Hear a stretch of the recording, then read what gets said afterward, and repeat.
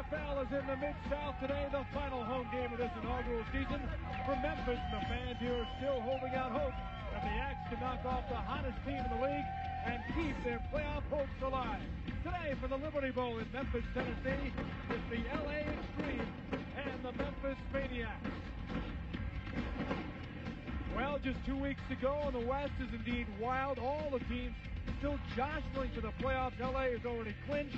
More on that scenario in just a moment. But first, you know how we started off.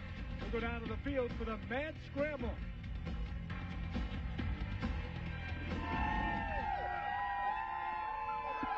All right, gentlemen. The team that recovers the ball will have a choice of kicking, receiving, or defending a goal. Do not false start. I will say set, then I'll blow my whistle. Are you ready?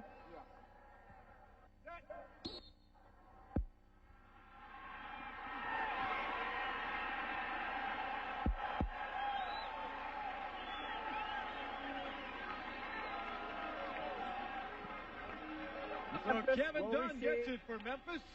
He's now 2-5, and Damon Dunn is now 0-5 on the scramble so far this year for LA. Hi, everybody. Craig Benavini, Big Bob Golick. Welcome to the XFL on TNN. 2 games to go. The hottest team in the XFL, the LA Xtreme, playing today against Memphis. Their last loss came against the Axe way back in week 4. Boy, it sure did. And but from that time on, this Los Angeles team has been on a roll. Somebody was waiting for somebody to really pick it up and keep going, and that's been the Los Angeles team. They have got something to work for here, as you said before. Yeah. Home field advantage is something they can't reach, so we'll watch them play very good ball today. They have an axe to grind indeed today Very after nice. losing lastly to Memphis. Let's look at this scenario, Bob. LA, as you said, already in the playoffs. There are some things still on the table for them. They can clinch the West with a win today or a San Francisco loss tonight at Vegas, the UPN game. And they can clinch home field throughout the playoffs. They need 2 wins for that. And an Orlando loss next week when the Rage play. As for Memphis, still alive but much cloudier. They have to win their 2 remaining games. We're not done yet. They need 2 San Francisco losses. Are we done yet? No. Here's the biggie, Bob. They've got to overcome a 49-point differential with the Las Vegas Outlaws. However, they will play the Outlaws next week. If they can get a nice win this week and then, let's say, beat the Vegas team by maybe 20 next, they still got a shot, although it's a slim hope. A shot. That's 49 I'm point trying to sell you on it, but you don't. Again, I'm not buying that for a minute, but we'll see how they do today. But today's going to be interesting. If they do get the yardage and you do get the points, it's going to be up to Jim Druckenmiller because their running backs, they've got 4 of them, but guess what? 3 are broken. So, well, partially broken. We'll probably see mostly a passing attack today from Druckenmiller. And on the other side, I would imagine Tommy Maddox will match up with him, probably pass for pass. Certainly nobody's been hotter in the XFL than Tommy Maddox, who leads the XFL in virtually all of the key passing categories. And he's been red hot, particularly over the 4-game win streak. Absolutely. He has found his receivers in Copeland and McDonald. If they start covering those guys, double covering those guys, he has other receivers. But you see that he's virtually mistake-free with only 1 interception. And he has been so terrific all year. As you look at Jim Druckenmiller, he came on for Marcus Crandall early in the year. He's got one of the best arms in the league, no doubt. You know, when he first came into the league, they thought he was kind of immature, but he's really come along. They said he spends a lot of time in meeting rooms now, extra time, watching film, learning to be a quarterback, and I think it's paying off on the field. No one's ever questioned the big arm from Jim Druckenmiller. No. For more of the Axe, let's go down to Sarah Kip Lewis, and Coach Kippy Brown. Well, Coach Kippy Brown, you guys still have an outside shot to get into the playoffs, but you're running into a Los Angeles team that's on a roll. What's your biggest concern today? Well, we've got to take care of our business. We've got to play as well as we can play, not turn the ball over, and then make plays when we have opportunities. You have a depleted running back core coming into this game. Does that put too much pressure on your passing game? Well, no, we just have to do what we do. We're going to run the football and hopefully be successful, but turnovers and mistakes are usually a determining factor in the ball game. All right, Coach, let's go to the other sidelines where Lee Rareman is standing by with Coach Al Luganbill. Coach Luganbill, you've clinched a playoff spot. Your team is relatively healthy. Why not just coast into the playoffs and almost mail it in today? That's not the way this league's made, and we have too much respect for Kippy and this football team to do that. We'll play hard. Well, and does the fact that Memphis spanked you pretty good on your home field in week 4, does that weigh heavily on the minds of your players? Kicked our butt physically. What about that 2,500? I know these guys were talking about it on the sidelines a minute ago. We'll play hard. Al Luganbill said one time this year his team has been beaten physically at both sides of the line, and it was against the Axe. And Bob, he made that point quite clear to his players as if they didn't know it already this week. Jose Cortez will kick it off for the Xtreme. I was going to say, a reminder once in a while does wonders, especially in a good situation where you're trying to get yourself some home field advantage. Kevin Cobb at the goal line brings it up to the 20 and gets to the 23, who's taken down by Ronnie Carpenter, and Memphis will start it off at the 23. Well, like we said before, they've got some injuries to the running back situation in Memphis. Rashawn Salam was their starter. He has a shoulder injury. Brent Moss stepped in. He got nicked. Sanford was nicked. Beau Morgan is basically one of the only guys that is kind of injury-free, so we're probably going to see a lot of Jim Druckenmiller. Right over. Druck handing off Beau Morgan, the versatile back. Nothing doing there. Stopped quickly. And the first battle on test of wills on the line was certainly going to L.A. But, of course, 4 weeks ago, L.A. was taking on Rashawn Salam, one of the best running backs in the league. Now they take on Beau Morgan, a guy with a lot of heart, but certainly not the same skill as Rashawn Salam. Exactly. He's a smaller guy, comes out of the Air Force Academy. I played a little pro ball, but, at 5'9", 200 pounds, isn't a guy who's going to bust his butt for some extra yardage. Beau was on the Cowboys practice squad as a quarterback in the NFL. Druckenmiller, he's going to find some room. Look at him go! Druckenmiller to the 40, the 50, and Jim Druckenmiller, who's 6'4", 240 pounds, has just scampered for a gain of 42 yards. He was looking downfield at Daryl Hobbs. Wow. But he was held up by one of the coverage guys. He saw that, then Druckenmiller saw the middle of the field wide open. And as you can tell, I can't say it. As I say, as you can tell, he's not much of a runner, but he just picked up a ton of yardage and proved that he could do it. I couldn't tell by that run. You have a very high standard, I guess, Bob. 42-yard pickup. Druckenmiller, he can throw, we know that. Ball dropped by Charles Jordan, who was really rammed by Del McGee, and Jordan appears to be down after the hard hit. And he might be hurt. He's one of the receivers, one of the tough receivers they've got. Daryl Hobbs, Charles Jordan. And it sounds to me like he's kind of got the wind knocked out of him a little bit. Get these shoulder pads off.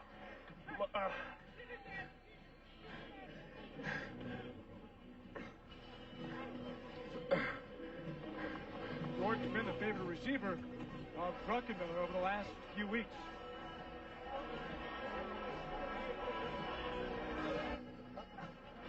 Why would he want the shoulder pad off? Shoulder injury there? No, I've got a feeling that from what he sounded like, I've heard that sound many times in the field. Yeah. You get the wind knocked out of you. It's that very short, choppy breath where you just can't, the diaphragm starts to spasm and you can't take a deep breath. And there you saw the helmet right into the ribs, so definitely got the wind knocked out of him. And, at that point, when you're fighting for your breath, everything feels like it's constricting you, including the jersey and the shoulder pads. McGee was on the coverage, but it was Juan Long who made the hit and injured Charles Jordan. That's nothing new for Long. Knocked out Jeff Fromm back in Week 7, separated shoulder of the Orlando quarterback. Juan Long, once again, you start the game just sending a powerful message. For the last time, House of Pain, I bring the pain. I'm back home, my field, my house. Do you have any roommates? Right, the receiver. What's it like living with this mean mother guy? He's killing me. Well done. I think we got the picture. A lot of injuries. This Memphis team has really been suffering the injuries. As you remember, we talked about Charles Jordan, Daryl Hobbs, but it was also Kevin Prentice at wide receiver. It was a big factor for them early. He goes down. We already told you about the three running backs, Salam, Cooper, and Moss. So they have a lot of their primary people have been down and out. They've had to really focus everything around Druckenmiller. Well, I think what you called it originally, Bob, is exactly what happened. Is Jordan is getting up now after being able to catch his breath. Yeah. And it looks to be okay after that vicious hit by Juan Long, who lives here in Memphis, Tennessee, went to Mississippi State. You learn to recognize the sounds that people make. There's certain sounds they make when the wind's knocked out of them. There's certain sounds they make when they're like whiny little punks and they're babies. And why are you looking at me? I'm not looking at you. You are. You're looking right at me. I was just talking to you. Oh, okay.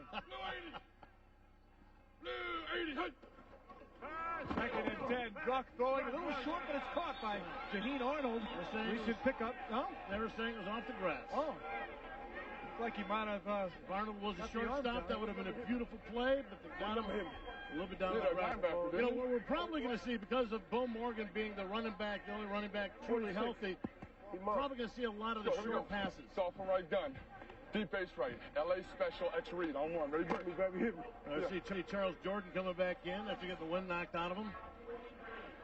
Jordan has 37 catches, fourth in the league. He's also second in yardage with 686. Mentally, he's going to have to get over that hit. That leaves a memory, believe me. Ricky Parker is man-to-man on Jordan. Druck looking Jordan's way, and he fires it to Roosevelt Potts for the gain up near the 31-yard line. Looked like he might have had Jordan deep had he wanted to go there. Well, that's actually Beau Morgan on the catch. I'll tell you what, the pressure really affected his vision. He saw Potts short and decided to dump the ball off, but he did. He had Jordan deep. They ran a nice X route. He wanted down the sidelines, had him wide open, but like I said, pressure affects your vision and makes you want to just dump it wherever you can get it off. Look at that. Just runs it. Kind of somewhat of a pick. Although picks are illegal, so that wasn't truly a pick. Right around the linebacker, Rico Mack, and Al Lugerville told me yesterday, not very happy with his linebacker play. As Morgan running, again, nothing doing. Long again makes the stop. I told you. Juan out of Mississippi State. Now, you wouldn't think with a tough guy like this about a poultry science major. That's where he got his degree. I don't even know what is poultry. Well, somebody's got to kill the chickens. Not very happy with his linebacker play. And Morgan running. Again, nothing doing. What's up, baby? What's up, baby? I told you. He got it in there all right. Man can fly around and make some hits.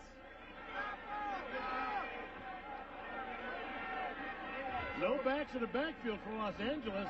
LA taking over. Maniax pass and batted down and incomplete. A lot of good awareness by these defenses I've noticed in the XFL. Every week, the passes being batted down. You know, they used to yell at us a lot of times. You know, if you can't get a pass rush, at least get your hands up. So if you batted a ball down, it usually meant that you weren't pass rushing very well. But these guys are very much aware that even in the middle of a rush, they get that ball up and get the hands up and get it in the quarterback's face. 48! Maniax throwing, has a man, Darnell McDonald. One of his favorite receivers, John Williams, with pretty good coverage on Darnell. I'll tell you what, could have played him much better than that. Ball was nicely thrown, but it was the position they had on Williams that allowed him to make the catch. Here we go. Let's go. H trips, 59 solid Florida. I want it. Done. What Al Lugerville likes most about Tommy Maniax, told me last night talking to him, he's giving up some of his individualism, not worried about the stats and putting the big numbers together. Throws it away at the proper time, been on target when you need it to, and a fiery leader. Fires there, not on target, intercepted, taken by Corey Sawyer, and he brings it down inside the 20.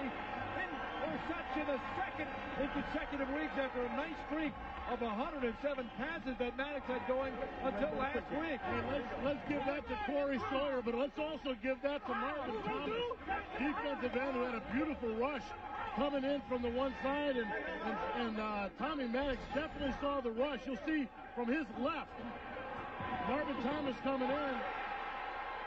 Maniax feels the pressure, dumps the ball off quicker than he wants to, and does not read Sawyer stepping in front. High snap might have thrown off a little of the timing too there, but Maniax laid it out, a big chance for the Axe. Drop play action, Morgan, throwing receiver, open over the head of Daryl Hobbs. Ricky Parker was on top of him. He had Hobbs inside. You know, Druckenmiller, Bob, very sharp in the first meeting against the Xtreme. It was all over in wet conditions. But of late, he has been off a little bit, throwing short and overthrowing receivers. Well, that's one of the things. He's been throwing it a little bit high. At 6'5", maybe you should squat down a little bit. He forgot he's too tall for this. Went left, maybe. Big, you got to move just a little bit. Let me see. NFL experience with San Francisco and the Dolphins. He was the first-round pick of the 49ers back in '97. Another play action. Druckenmiller firing. He's got Jordan.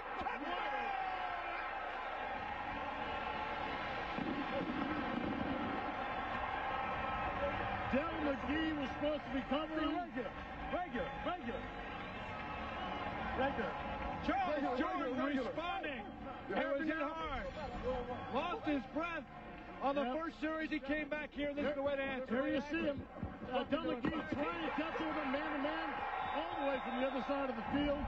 Gets good position. That is, Jordan gets good position on McGee.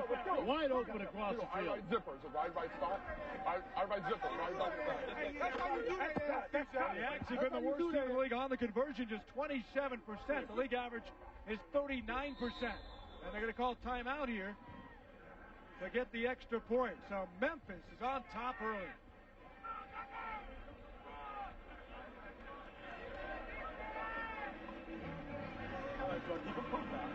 You know, one of the things, Greg, that in the National Football League, when you look at the conversion, the two-point conversion, where they have to run it in, most teams only have like two plays that they work on. Here in the XFL, because there is no kicking, you know, the Memphis team, for example, they have 5 different plays that they work in. You know, they try to add in more variations because basically you're talking about defenses in the XFL that actually have to game plan for this specific play. It happens every single week. It's going to happen. You're going to face it. Let's check it again, the touchdown. You see McGee in LA, on the LA side. McGee comes out and crosses right in front of him. McGee giving him a little bit too much room. Bad angle of pursuit. Wide open, Charles Jordan. Good thing with Jordan, too, after that hit he took early, you know, you worry about mentally, you know, is he going to be into it? You know, is he going to be worried about taking the hit? We used to call it, if a guy didn't like being hit or if he was afraid of being hit, we used to call it, he could say he could hear a cat sipping milk in 100 yards. You know, they start to hear every little thing and they panic, but you can see Jordan right back into the fray. He only heard the crowd roaring with that 22-yard touchdown catch. It's his 3rd TD of the year. Hobbs is in motion. Picked up by Parker. Ruck rolling to the right side. In traffic throws. He was too high. He had Arnold. He had Jaheen Arnold open, but he threw it over his head. So the Axe again cannot convert on the extra point, but they do take the early jump here at the Liberty Bowl. The Chicago Enforcers and the New York Hitmen. Archie rotates out in favor of Joe Escott, and you shall receive. There's the pump fake. A wide open tight end, Willie Kurt. If Chicago holds, they're still alive. McGuffey pass. Still alive. A huge road victory for the Enforcers. Gentlemen, Birmingham's playoff hopes are still alive. Real simple for them. They got to win tonight. There's a backward pass. Oh, look out! Double pass.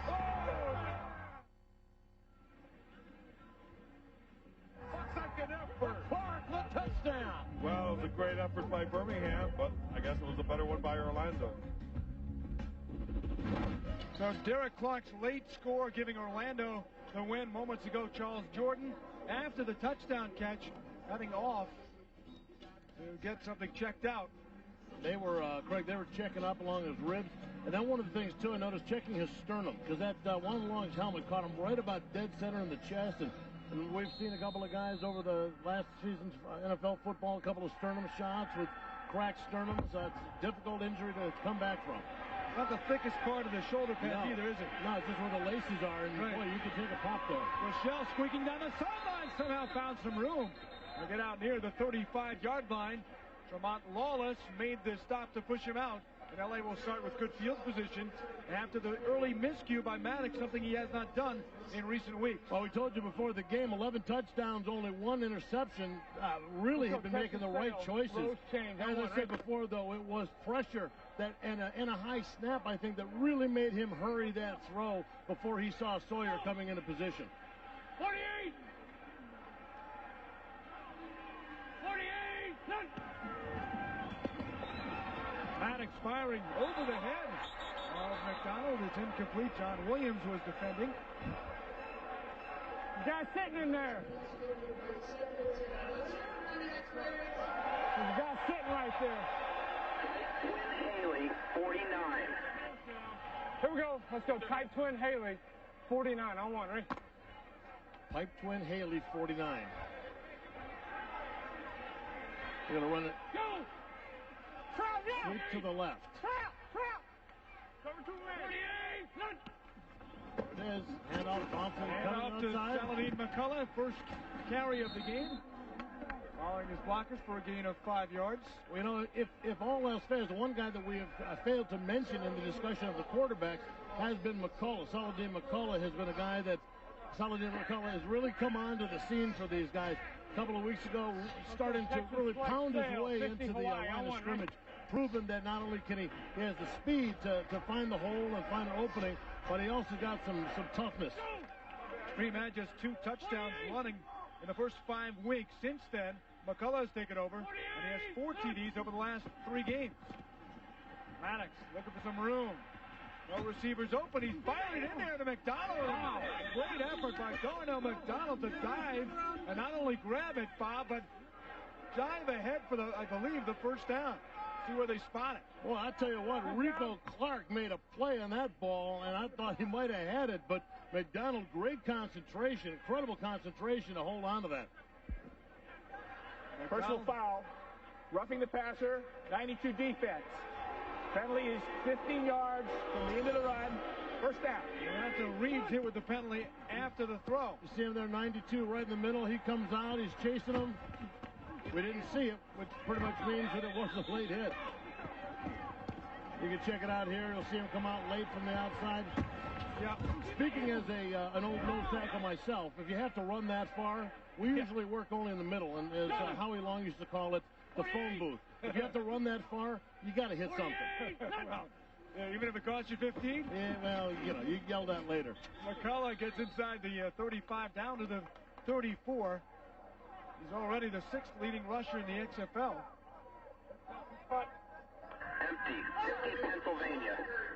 Here we go. Now we got States. Let's go empty. 50 Pennsylvania on 1, right? You heard him say empty. No backs in the backfield. 5 wide receivers. Go! Jim Barker, the offensive coordinator for LA, the voice you're hearing. 48! The quarterback, Tommy Maddox. Maddox over the middle. Wide open. Has Damon Gibson. Inside of the 25. Gibson, of course, the big spark a couple of weeks back in our game on TNN against Orlando, mostly on special teams. Good job. Oh, running back the punt beautifully. That time, though, they put 5 wide receivers out wide and dump it over the middle. Got to, you spread out your coverage people all over the field. Hopefully, get it a guy like Gibson and give him a little room to run. But the coverage was good and tight, so he had no yards after the catch. Or yak. Go! Got to have the yak. 48! There's some 48! of the leaders in yards after catch in this game, both teams. McCullough has room on the left side. Has the 20. Taken down by Jackie Kellogg. 2 minutes! Gain of 6 on the play. Good cutback. Kellogg flowing over there to make the play, but if you are defense, you hear what they're saying. It's too many. It is too many. Let's go Trips.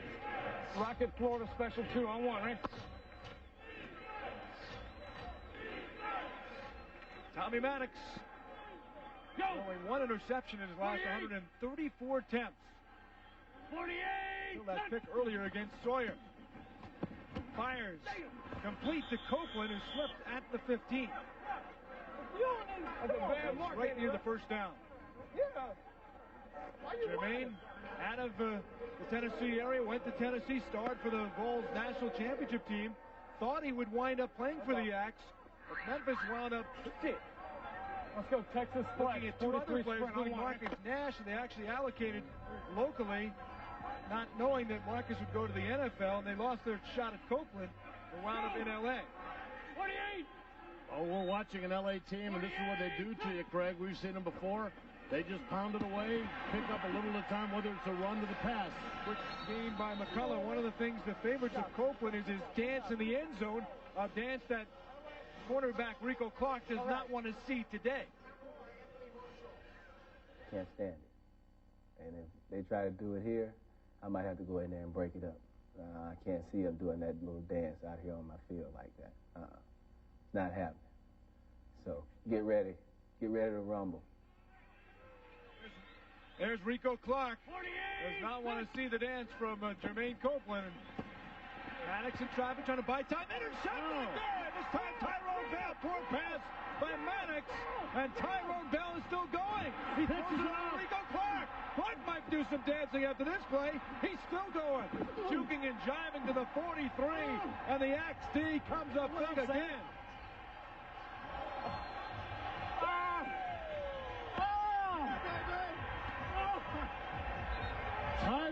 Bell makes the catch.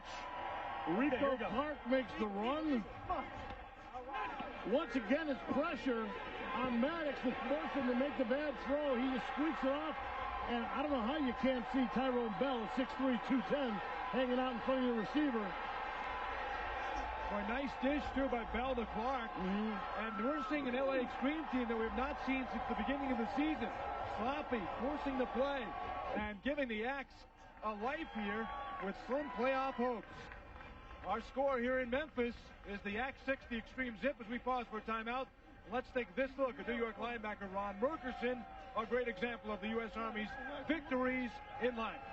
In 1998, I was diagnosed with anterior compartment syndrome in both of my lower legs.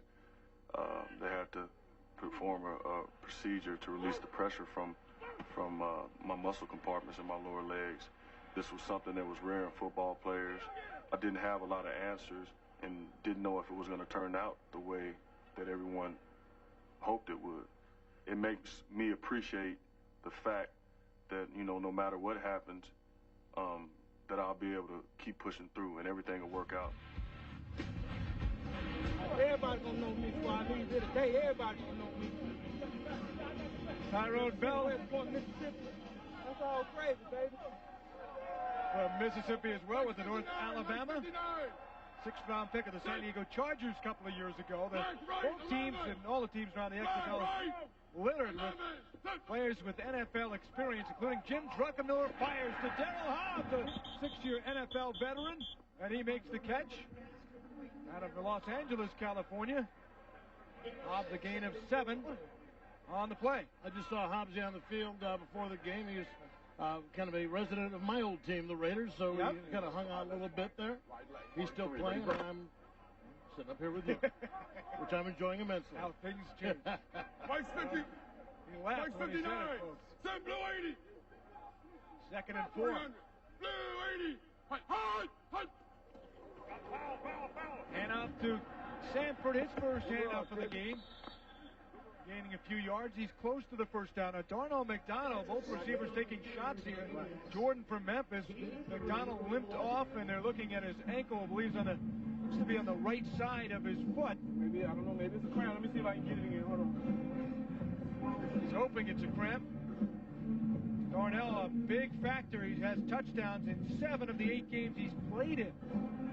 And his 8 touchdown catches leads the XFL this year. Mike 59. He's having a hard time getting any kind of pressure at all on that foot, so it's going to be, unless it tightens up on him a little bit, he's going to have a hard time making any kind of pressure. Fires complete. That's the danger of the Axe offense.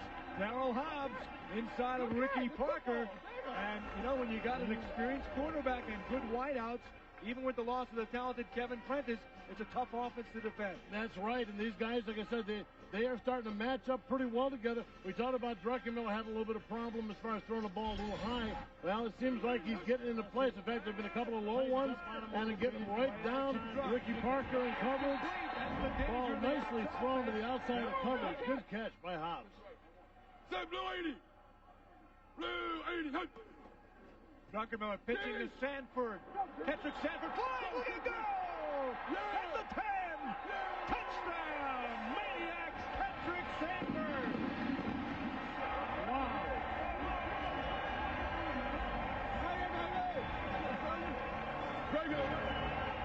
99 face down. No Rashawn Salam, no Brent Moss. And right now it's a case of who cares for the Axe, because Ketric Sanford has rumbled into the end zone 30 yards, and the Axe have a 12-0 lead, and what a haul. Bob Golick, you could have run. Yeah, well, maybe not, but well, maybe not. Yeah, they came with a strong run blitz, and backside guy just over pursued. Sanford cut it back and was wide open. Rock throwing, made it look easy. Daryl Hobbs. Hey, which team is the hottest in the XFL? Parker just turned absolutely the wrong way on that one. Hobbs didn't even have to work for it. Here, you'll see it right here on the touchdown. He cuts it back. The defense had over-pursued. Everybody got upfield. Sanford with nowhere to go except the end zone. So the Memphis Maniax, all of a sudden, their playoff hopes looking a lot better now. They're up 13-0. Back in Memphis, 13-zip axe. No one around the league has ever questioned the talent in the teal. Hey, They've had trouble. Now, some have questioned the mindset of this fella right there, but not the talent of the teal. Jeff Hall, short kick picked up by Rochelle at his own 15. On a final hole, gets up to the 30-yard line, Bob. Hey, a lot of talent in the X, but today they're executed. Let's take a look at this. You're going to see a run blitz. The two bottom defenders, you're going to see them on the line of scrimmage. Run blitz. They're going to over-pursue up into the line of scrimmage too far where they can't get free to make the play. You see them run back. There's nobody back on the backside to come back and make that play. Beautiful blocking downfield. We've talked about that before. The wide receivers in the XFL I'm very impressed with, and especially today, Memphis blocking very well downfield for their running backs. So Maddox, 8 passes, 2 picked off today after just 1 and 134. Over the middle, complete. Copeland has some room. He gets away from a tackler and gets the first down before DJ Cooper, nose guard, finally brought him down. You know, for Maddox now, I mean, he cannot panic about this. You know, only one interception coming in. You know, he's got 2 more today. He cannot panic now, cannot worry about it.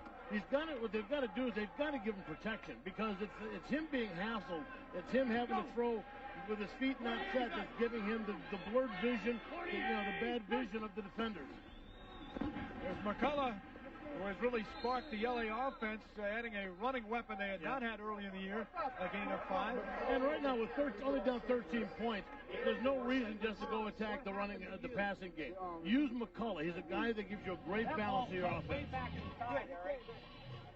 The ball was already back inside. No, when he tossed it. Al Luganville, as the first quarter winds down, talking with the defense, which has been a problem, along with miscues from the normally reliable Tommy Maddox. Corey Sawyer, 1 pick to set up a touchdown for the Axe, and the other one was picked off by Tyrone Bell. Both, like I said, both times Tommy Maddox hassled, bad choices of receivers. That's what they did.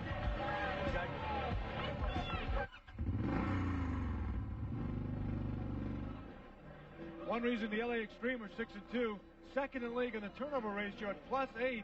Today, though, -2 with the 2 picks. Memphis, big reason they're 3-5, Bob, -9. In fact, they only had 9 takeaways all year. Today, 2 big picks leading to 13 points, and that's been the difference in the game. You know, a lot of people don't look at the giveaway-takeaway ratio, but it is one of the biggest numbers that you look at success of a team. And they only had 4 interceptions. Poorly thrown again. They only had 4 interceptions all year, and they've already got 2 here today against the best passer in the XFL. Well, I'll tell you what, they almost had a third one there. That ball was just floated right in, and had the defender not lost their footing, that would have been another interception. Quick drop by Maddox. They were just off target. Tommy's out of Shreveport, Louisiana. His parents are here. Went to dinner with them last night. They're at the game here at the Liberty Bowl today.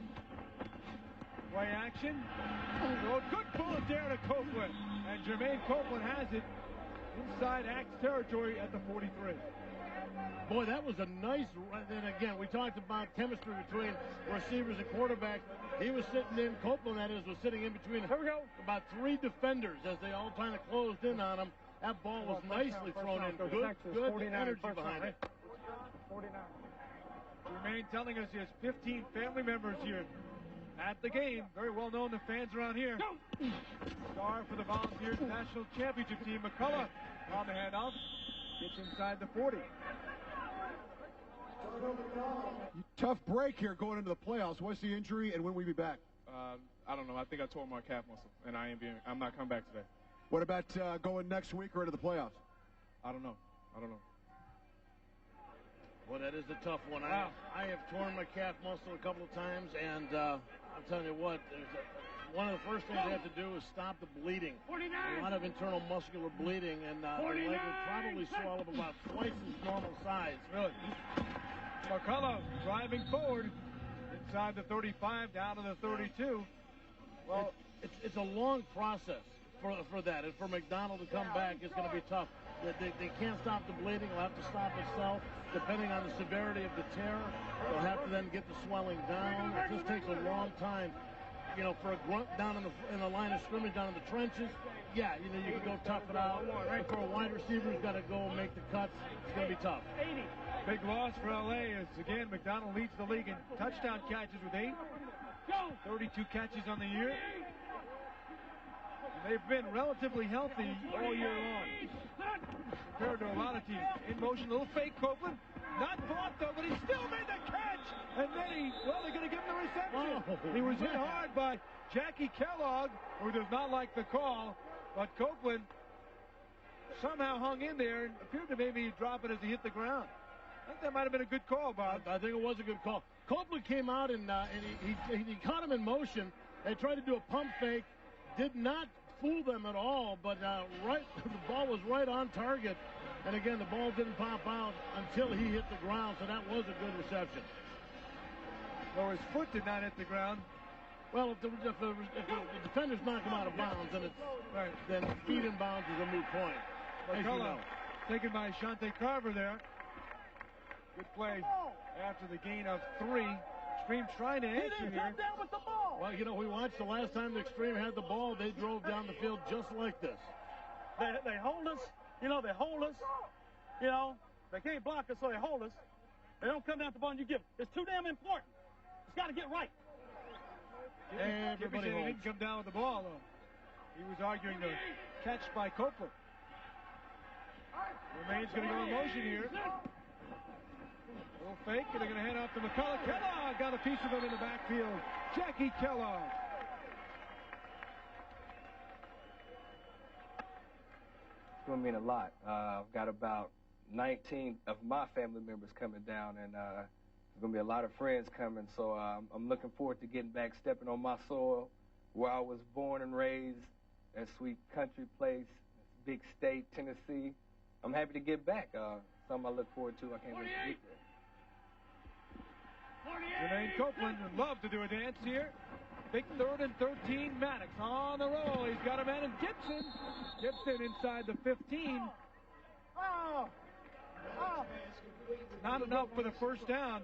They're going to have to bring on the incredibly reliable Jose Cortez, the hottest kicker in the XFL, and try and get 3 out of this. Well, like I said, they drove down this time. Last time they made this kind of drive, the interception shut them down. They're going to be happy to get any points right now as they settle for the 3. 3 more field goals last week. He's made 7 straight, 17 out of 21, and he's hit 16 of his last 17. With the shoe on, Jose Cortez from 31. Good up. It's good again. Number 8 straight for Jose Cortez. And outscored Memphis, the Axe leading 13-3. Back after these messages and a word from your local station. There he is. And there they are.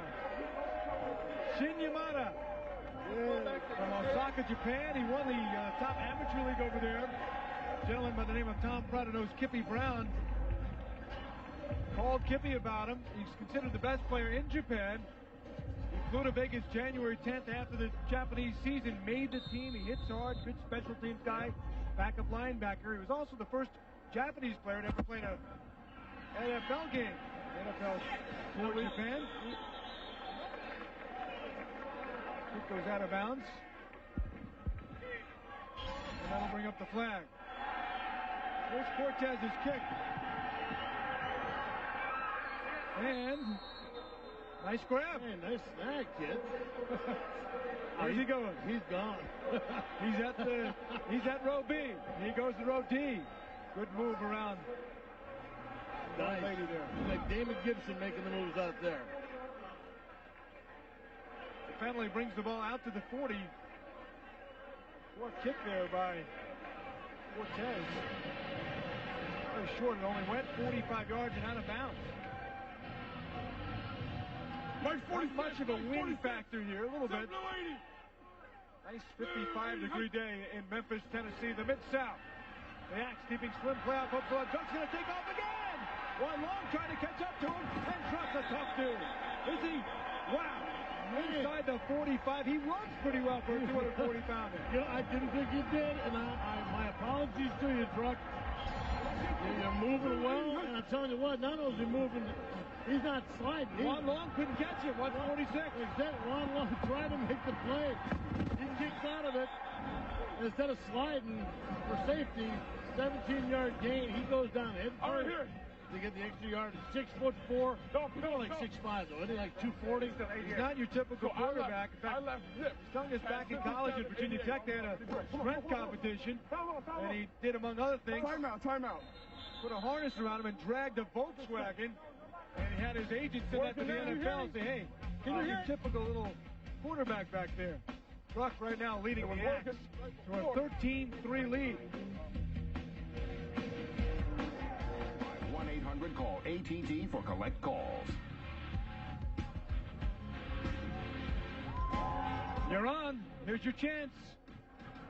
The Axe fans, their final home game of the regular season has been a disappointing overall season because of the record. 4 weeks ago, they were just like LA after beating the Xtreme at 2-2. Since then, have lost 3 of 4. Injured running back Salam out now, but Druck looking good today. He throws a little short there. He did have his receiver, Charles Jordan, and it's incomplete. Well, big game tonight coming up on UPN at 7 o'clock. More XFL action, and it is a huge one in Vegas tonight. San Francisco at Las Vegas. The winner moves into the playoff spot, and the loser is out. However, there is a contingency. If the San Francisco Demons should lose both their games, then, of course, Memphis still has the outside shot. But the other point is, most importantly, the loser's out. Right. And the winner will take control with that one game to go and have a good shot at the spot. Flag is down on the run. Sanford and Memphis has moved down that point differential down to 39. We're going to hold on 69 blue right here at the spot, Captain. It looks like Isaac Davis is being hit with a holding call. You wanted third and 10 or second and 20? Right in the line of scrimmage, You heard and 10 or second and 20. That's what they get. Choices, third and 10. Do they want to lose the down, or do they want a second and 20? You give them a down back, but you put them back out of field position a little bit more. Again, the loser of tonight's game out. Memphis needing a win to stay alive. And they also need San Francisco to lose that game tonight. If the Demons win, they will have wrapped up the playoff position. So remember, Memphis has to win the next 2 tonight and next week. San Francisco has to lose tonight and next week. And then they have to make up that 49-point differential, which is now down to 39 points. Down to 39. They need the Vegas win, too, so they're hoping for a Vegas, if you can have the best case scenario, a 1-point win for the Outlaws. Curtis Eason is down for LA. We will step aside and come back with more on that, more of the second quarter. Memphis by 10. Curtis Eason being attended to on the bench of the LA Xtreme, have already had a tough loss, believed to be calf muscle torn by receiver Donald McDonald, out for this game, and who knows the rest of the way. Now Eason out. Druckenmiller fires. Wide open is Jordan. And the Xtreme having trouble handling the very speedy and capable receiver Charles Jordan. Stuckey made the stop. We told you it'd be a big day for Druck, and he's proved it. So far, he leads the rushing today. 2 carries, 53 yards. And for the most part, he's been right on target with his receivers. You see here the aggressiveness, not going for the slide, putting the head down to pick up the extra yardage. He definitely wants to get this win. Jim, not one of those kids who always played quarterback. In fact, he told me his mom did not want him playing football. He played soccer till about the age or 9th grade, and his dad finally said, hey, how about football? Throws complete to Beau Morgan, but he started in football as a linebacker, running back. His uncle, Dennis Onkotz, is an All-American linebacker at Penn State, and he has that kind of mentality. You think of him more of a rugged type guy, and finally at a camp at Penn State, he went to Penn State football camps. Jim Caldwell, the quarterback coach of the Nittany Lions, saw him throwing, and year after year he got better and better, and then turned to quarterback. Well, you know what? The way quarterbacks are taking the beatings in all the pro leagues now, is getting to the point where you better start breeding some big quarterbacks that can take care of themselves. Especially in the XFL. Jeff Hall with a booming punt. It is a beauty. The Godson down at the 5 is Gibson. Gibson trying to find some room. He turns the corner, and and gets up to almost the 15-yard line before he was cornered out of bounds. 34-yard punt, 7 yards return, and that was all Gibson on that return. He was cornered down there. Boy, did he find a way of at least getting himself out of the shadow of that goal line. XFL and NBC, the Xtreme and the Demons at the LA Coliseum. Again, this game has been moved from your initial schedule to Saturday, so fans out in California, make your plans to head down for that big battle next week. The Xtreme, the Demons, first place could be on the line in that game at the LA Coliseum. It's Saturday at 8 o'clock. Join us, of course, on NBC for the action, and in person if you can make it out to the Coliseum for NoCal versus Southern Cal. The Xtreme and the Demons next week in the regular season finale for two teams that both hope to be a big part of the playoff picture. Maniax balance in the air! And Marvin Thomas, the left end, did not see it because it was there for the taking, and he picked it up. Nobody saw that ball because that thing was floating up there for a long time. And that could have been a touchdown for Memphis had they seen that ball take off. Watch him as he get his hands up. Boom, spats that baby up. He got the shot in on Maniax, too. That could have been called, Bob. It could have been killed. I mean, that was a little bit extra. I don't know why they didn't call that, but he's the defensive lineman. I got to side with him. 48! Maniax, man over the middle, is McCullough wide open, covered well on the play by Paris Lennon. In this half the season, the torn hack. He's back in and has played well, according to Kippy Brown.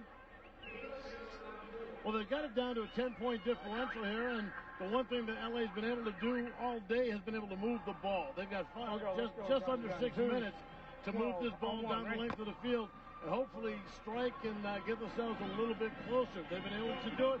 If they can keep the pressure off of Maniax, keep Maniax from making those mistakes.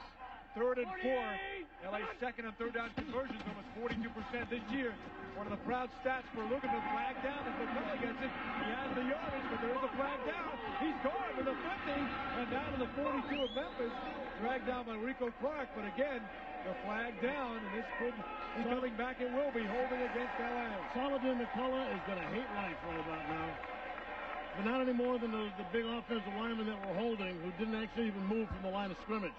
Everybody else ran downfield chasing the play. The guys that were holding on the play just stood there going, oh, geez, they're coming back. Call me that. All right. Hey, don't talk to me that way. In your spot, and then half the distance. Is it just me, Bob, or is there only one ref in the XFL, and it's this guy right here? You might be right. Holding. Does he do every game? 65 offense. Unsportsmanlike conduct. Number 8 off defense. The 15-yard penalty will be accepted. The holding will be declined. David Third Kutea, down. the referee. Left guard number 64, Chris Breimer. Oh, man. A little bit of a hold and a throw. And at the end of the play, when it was all said and done, you can hear one of the umpires yelling about, hey, don't talk to me that way. So obviously Maniax not happy with the call or not happy with the way things are being called out there.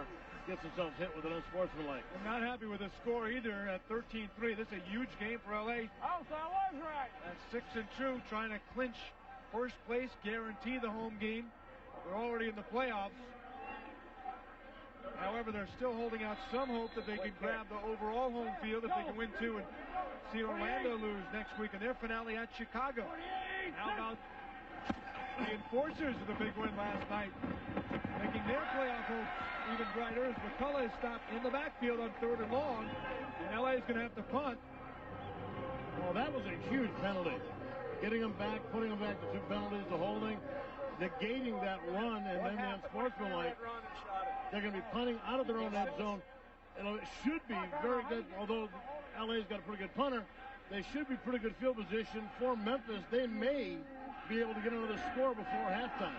Raheem Arnold is the lone man back. They're going to try and block this as well. Noel Fontaine, the best punter in the league, and a bit of a controversial story for some of the XFL coaches because he's actually listed as the 3rd quarterback for the team. A good punt, you see it there with the left foot.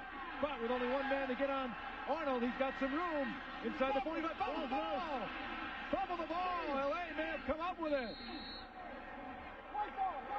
Yes, the Xtreme have recovered it as Jaheen Arnold fumbled the ball. Damon Gibson recovered the ball. Now some pushing and shoving going on. Big break for LA with 4:17 to go. Another injured player down after this play. What happened here, Bob? They just cut it back. You see the tackle, the helmet hits right on the ball. Ball pops loose. It's one thing to hold on to it, but you're going to see the head, the defender's head coming in, making a hit. I think it's Eric Johnson. Inside the 45. I believe it was number 27, Eric Johnson, getting in, putting his helmet right on the ball, knocking it loose. Although Eric is down, if you saw him when they hit, he did have his head down, so he kind of had his neck compressed down, chin going towards the chest. They tell you when you're going to hit. You've got to hit with your head up. You've got to hit with your face up. The only time you can possibly hurt your neck is when you get your head down.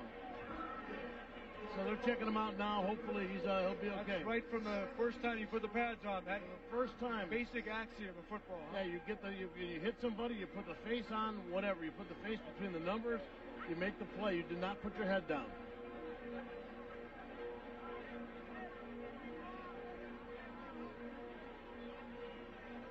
.417 remaining here in the half at the Liberty Bowl in Memphis.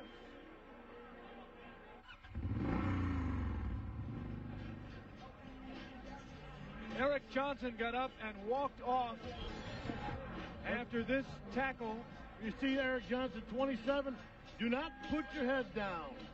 Do not put your head down. And then don't let your teammate kick in the back of the head either. But you see right there, he does force the fumble.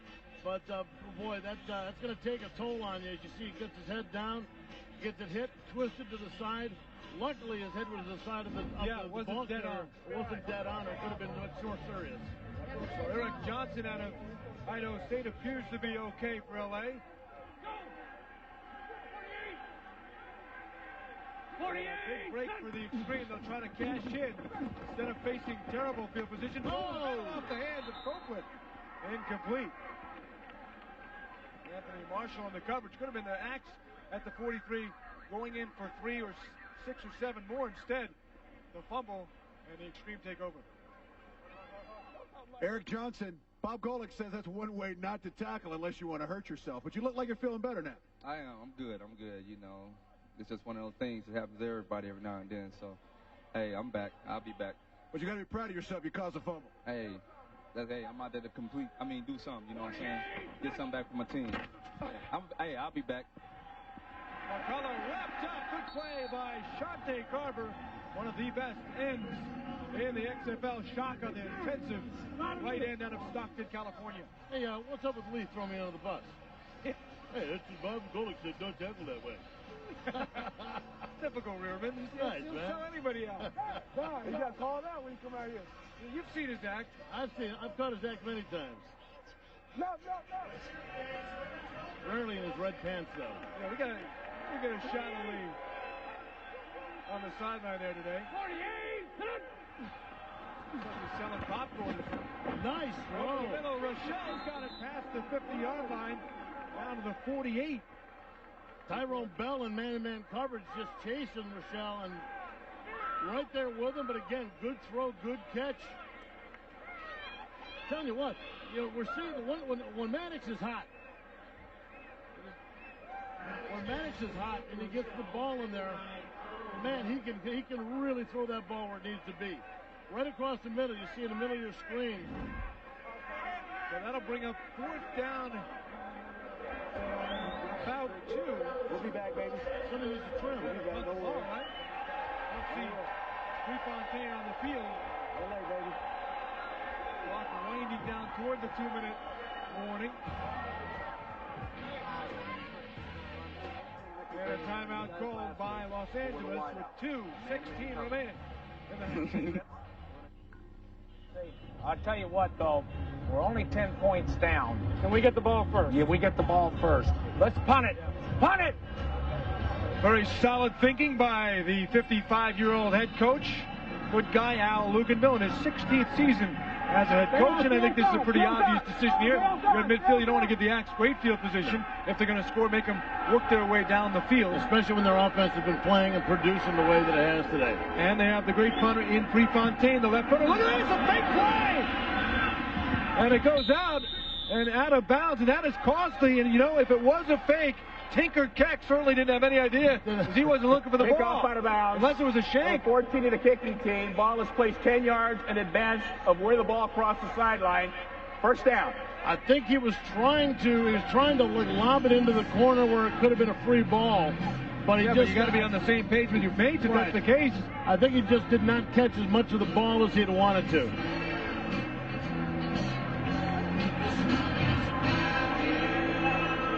Let's see what happened. Lee's down there.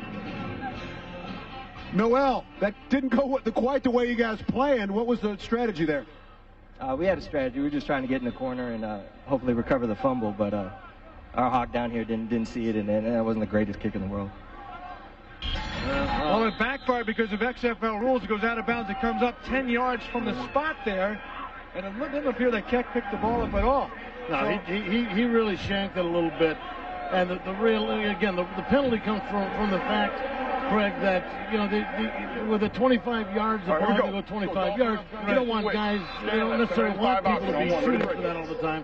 They've got to give them a little bit something, a little bit of a penalty if they try to do that. Goes out of bounds is the key too, Bob. Though the coffin corner punting it all, they have to keep the ball in play. So the net gain was a lousy, about 13 yards. Jordan is crunched again. You know, they were at the 49 in Memphis. They only gained 13 with the penalty. Not what Al Luganville had in mind when he said, we're up by 10, let's punt it. Yeah. Like I said, it looked like they wanted to just kind of bounce it into the corner and let somebody try and pick it up, maybe pick up the fumble. Got a little fancy there. I mean, you got the best punt in the league. Why not just boom that one and knock him down deep? That would seem to be the thought. Well, let's see. 1:55. Maniacs have just one timeout to go. Plenty of time on the clock. Druck, he's going to run. That was a set play. And he got it only a couple of yards. Not quite sure what they had in mind there. Got a player down. His wrist. Bernard Williams is down. And a lot of injured players so far in this game. Fortunately, the only injury of note really so far is the Darnell McDonald calf injury. He's out of the game. Like I said, this looks like it's his wrist. We'll have to see how extensive it is. Injury inside the last 2 minutes, a charged timeout as well. You know, Frank, I understand Jim Druckenmiller run with the ball when he sees some open space. Right. I still don't see him being a quick type of quarterback that you're going to have, that you're going to call a quarterback draw with. Yeah.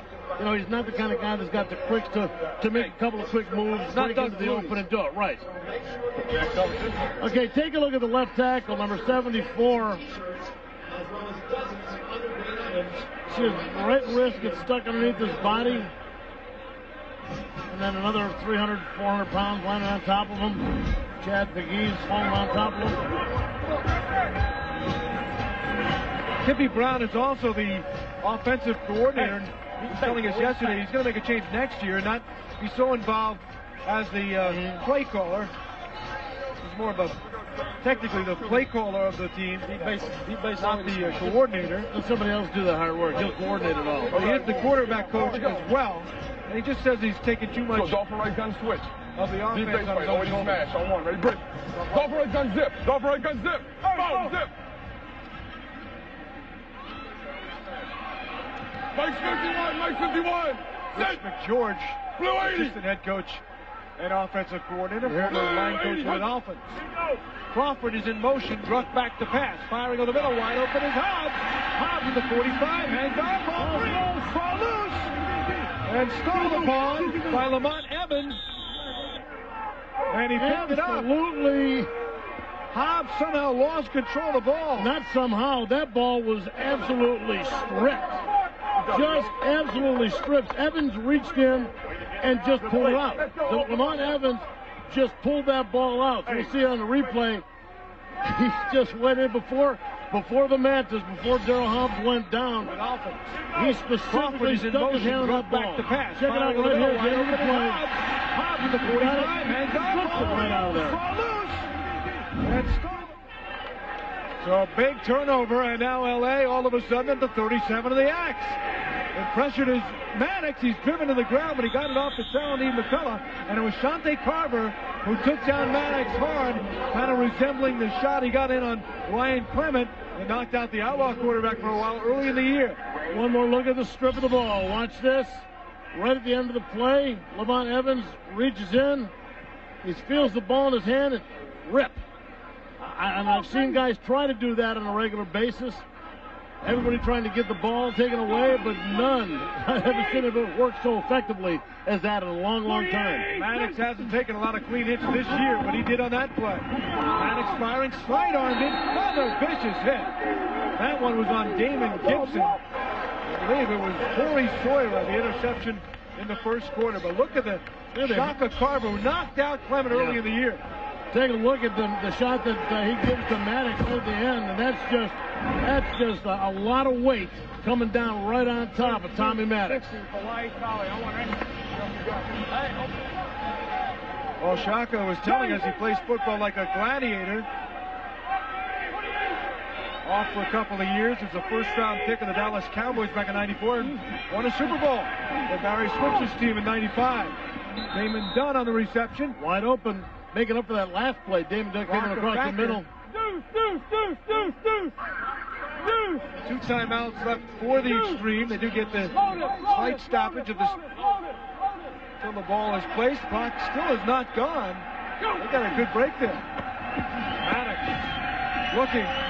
Sidearm. He is throwing it a little bit differently. I don't know if that hit by Carver affected his throwing, but he seems to be slinging it. A sidearm a little bit. He got up looking like he took a shot, like it hurt a little bit.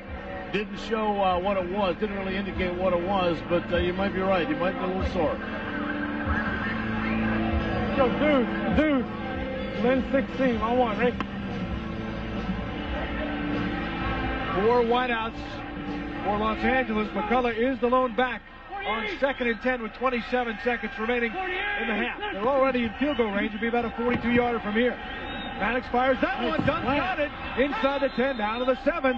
And he's going to call the timeout with 21 seconds to go. So the Memphis Maniax, who we showed you the turnover ratio early in the game, had 2 picks to set up scores, have come back to form by giving the ball back twice here in the second quarter. That ball well thrown between 2 coverage. Rico Clark and Tyrone Bell on either side. He made a nice catch. Good concentration. Well, football fans, coming up at 7 Eastern, 4 Pacific on UPN. More XFL action tonight. The San Francisco Demons take on the Las Vegas Outlaws at Sam Boyd Stadium. The loser of the game out of playoff contention. Demons Outlaws coming up at 7 Eastern, 4 Pacific on UPN. And if San Francisco wins, that would also knock out Memphis regardless of what the Axe do today. And that's because San Francisco would have the edge against the Axe. Haven't beaten them 2 times this year. Before that little promo right there, talking about the game tonight, they showed Tommy Maniax going to talk to Al Lugan. Actually looked like he reached into his pads under his right shoulder. Maniax looking, throwing, and nobody open. He throws it away. Well, Al Luganbo was telling me yesterday about that he gives his quarterback a lot of attaboys for throwing the ball away on a particular play. That is a talent. That is a talent. To make that decision to get rid of the ball, it's something you can't teach these guys. Some of these guys look for the glory, want to make the play, but Craig, this is a time when McDonald would have been big for them. He was a big red zone receiver. 8 touchdowns this year. You've seen him make a lot of great touchdowns down in the red zone, but he is gone today. Trying to free up Copeland, who was looking at the official briefly. Rico Clark was on Copeland. No, baby, no! No, you know better than that. Hey! Tommy. Hey! Why don't they go Rocket 2? They should did that a long time ago. Let's go Trip, Rocket, Florida Special Outlaw. I want it. So Rico Clark said he will not see Jermaine Copeland dance. In fact, he may take a penalty and break that up himself but most importantly, he doesn't want to see him even score on it. And good defense there. 12 seconds left. Maybe time for 2 plays. Good defense again. It's complete. Rochelle could not hang on. He was not going to get in the end zone anyway, but they do have one timeout, and they're not going to waste any time here. You know, don't they have time to get one pass off? 8 seconds? Without a doubt, they've got time to get a pass off, but it's fourth down. They're going to go for the points, try and get it in. This is points that they didn't think that they were going to get. Remember, they had lost the ball. They thought they were going to have an opportunity to drive it down. They lost the ball, but the great play by Evans gets the ball back to him and gets him an extra 3 points. 25-yard field goal is good for Cortez. And LA will take it. They're now within 7. It's a scrum in the end zone for the football. Oh, man. It is Fan Appreciation Day here at the Liberty Bowl. In fact, one fan, if the Axe win, will share a $2,500 bonus, somebody, in this nice gathering at the Liberty Bowl, where the fans have turned out in very respectable numbers for the Axe in their inaugural season. Are we included in that? No. Eligible, no. You get an attaboy. Tommy Maniax, struggle. You guys have struggled in the first half. What's going on out there? Well, they've come out and done some things well, and we haven't adjusted to them. We got to go in at halftime, and the good thing is our defense has played well. We're still in the game, and we get the ball first in the second half. So we just got to come out and put a good drive together. But a bad thing has to be the loss of McDonald, one of your star receivers. Well, yeah, but, you know, we got to move on for that. We'll worry about that later. We hate that he's not out there with us, but we got to pick up the pieces and go on. Now, one of the things that we got to remember here, too, a little stat. Memphis this year, the first half hasn't had problems scoring points in the first half. 108 points they've scored the entire season. The second half has been Memphis' downfall. So far this season, the second half, they have only scored a total of 29 points. Only 6 points scored in the third quarter. On the kicking team, we'll have to wait and see what happens when the second half comes along. A delay of game as Jose Cortez so anxious did not wait for the whistle to actually kick the ball. I don't think I've ever seen that. Kickers always sit there and wait for the ref to blow the whistle and drop their hand. I know Jose did not speak English when he first went to high school, but he's doing much better now in paying attention. There's a lot of hand signals in football, too. Hard worker, this guy. Yeah, right. All you need is hearing, really, on this one. It's a whistle.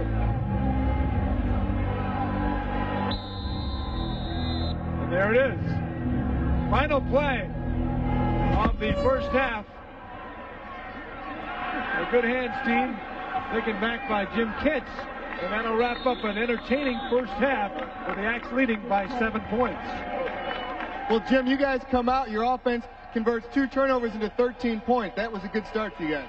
Yeah, but we have to eliminate our turnovers. You know, we've done some things that way to really let them back in the game. We're moving the ball well, just with the finish a little better. What is it about this team? That's the one thing that's killed you guys all year, turnovers.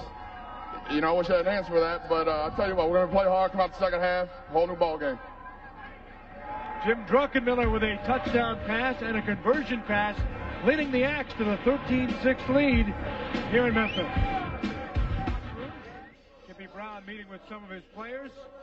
Off to a good start. They took the 13-0 lead, but could not score and then turned it over twice in the second quarter, but did not allow a touchdown at least. Cortez with 2 field goals and a 7-point lead as the Axe try to hang on to their playoff positioning, needing 2 wins and some help.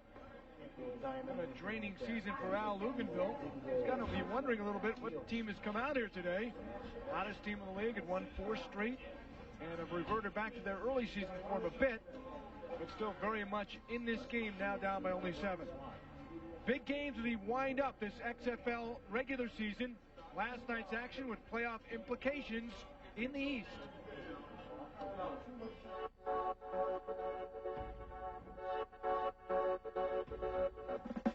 We're in a New York state of mind. The Chicago Enforcers and the New York Hitmen. For the Chicago Enforcers, not just a lot on the line, but everything on the line tonight. A loss and the Enforcers are done this season, out of the playoff picture. Well, here we go, baby. Kevin McDougal trying to get rid of him in his own end zone, and a safety in their first play from scrimmage, and just like that, McDougal on his back. Archie rotates out and made of Joe Esca, and you shall receive. Touchdown, Hitman. Here's Avery again, trying to get away from Bernard Rush. Oh, heads up. Yeah, holding up that sound dish, just got absolutely hammered. And she's smiling to tell about it. That a girl. Oh, look out, he's got a man from the blind side. McDougal gets it. Oh, Chicago! Luke Leverson, how do you make that grab in double coverage? And that was picked up by Joey Adams. There goes the Hurricane, the two-way player from Indiana, still on his feet. He returns it all the way. Hitman, touchdown! There's the pump back, a wide open tight end, Willie Tate, touchdown, Chicago! Here it is. If Chicago holds, they're still alive. McGuffey pass. Still alive! A huge road victory for the Enforcers as Jamie Baisley intercepts Court McGuffey.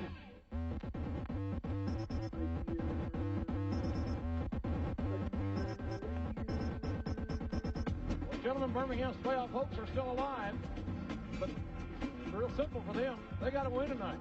That's great. Look out! And ball. He's good. Quincy Jackson with a touchdown. The throw got a man. Complete. Touchdown. There's a backup pass. Oh, look out. Double pass. Can you believe it? Joe Douglas. Look out. Pass interception. Look out. Heard it tonight. Again, the third interception. He's taken it to the house. Number 27. Number 27 again. Good flip. 20 of 5. Looking long. A wobbling pass. Downfield. Touchdown. Oh, my God, can you believe it? Jared Clark. He gets a second effort. Clark, the touchdown. Well, it was a great effort by Birmingham, but I guess it was a better one by Orlando. Okay, did you turn him loose if we didn't get a crack ball? Back live in the LA locker room. A lot of times, Greg, you don't see too many the head coaches talking. A lot of times the assistant coaches, position coaches will break it down individually, but obviously Al Loganville very involved in his team. All right, more from Memphis as Kippy Brown gets set for the second half for his Axe, with the team leading by 7 at the half. Real good. Back in the Axe locker room, you know it's the dream of every athlete on every team to make it to the postseason. The XFL playoffs are looming and dreams are building. Here in the XFL, there is more, though, than pride and glory at stake. There's cold, hard cash.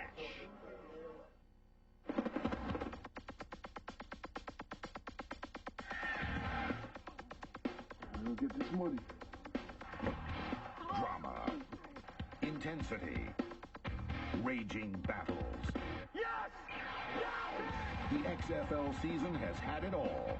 And with the playoffs coming, multiply the intensity by $1 million. That's the prize for the winning team in the $1 million game. $1 million. Whoa. That's what comes to my mind. That's a lot of money. Rich. I mean, who wants to be a millionaire? Some say money is bad for the soul, bad for the rock, bad for the roll, bad for the heart, bad for the brain, bad for everything. Oh, yeah! $1 million. Bahamas. Taxes. I pretty much have everything I want in life. I want a helicopter. A Bentley. Make a heck of an engagement ring if anybody's thinking about it. I'll do anything possible to get that money. Yeah, if you put $1 million in front of our team with another team, hey, we're going to bite, scratch, kick, tear off ears. What would I do? For $1 million, I'd do just about anything. With a jock strap on and my jersey, and I'll run a nice curl route for you in some house shoes and take it to the house for you. If they need me to make a punt or, get an interception, play on defense, I don't care. I'll do anything to get that money. I think any team can be beat. I mean, Orlando, they have the best record, but they're not the best team. No respect. And the championship will be here in Orlando. What's it take to get some respect? I really don't care to think there's a favorite. I know we have a chance. That's all I'm concerned with. So anybody else, they're just in the way. We don't even care what kind of respect we get. Once we cash that check and take home the trophy in the ring, you know, that's going to speak for itself.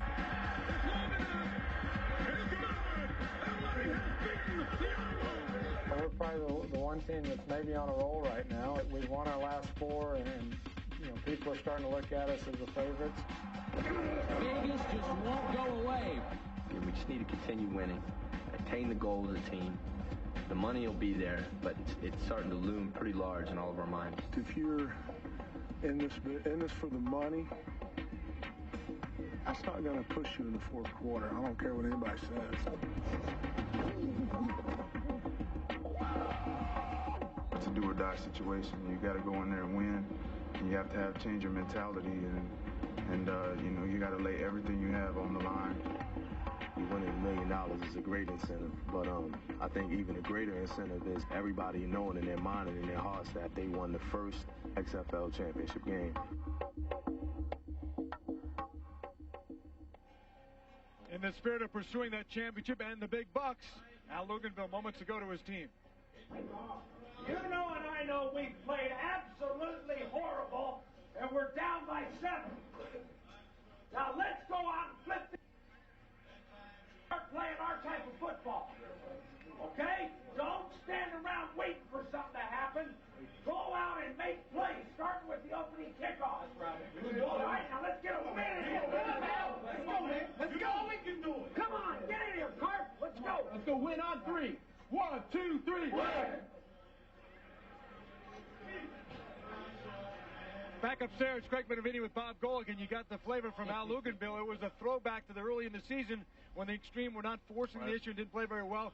And as he said, though, they're only 7 downs. The Axe let them back in the second quarter. Well, there's no doubt that they have the tools, they have the weapons that can do this. 7 points for them really isn't anything. But right now, Memphis seems to have the momentum. They have the defenses playing aggressively. If it's going to be up to Maddox to try to find a way to exploit that aggressive defense, and it's going to be up to the offensive line for Tommy Maddox to give him some protection.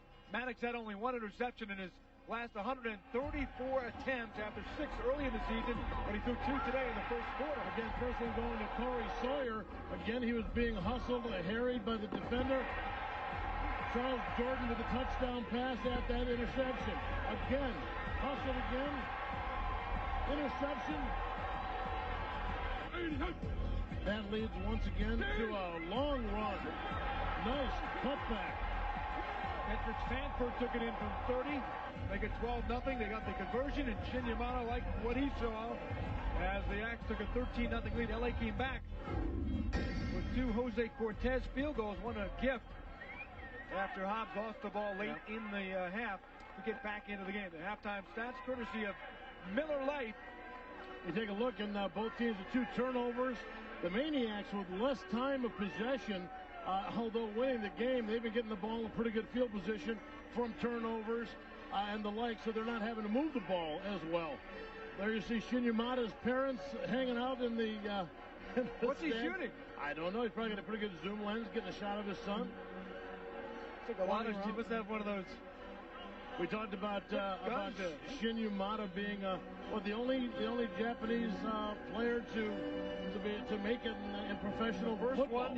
First one to play in an NFL game over there. There's lots in Major League Baseball now. Yeah, that's all it had. Here's Laterio Rochelle's got some room on the left side. Look out! And he's taken down. Good open field tackle by Corey Sawyer, who's had a strong game. The former Seminole makes the stop. Let's look at these. Let's look at the halftime stats one more time. And you see the rushing yards.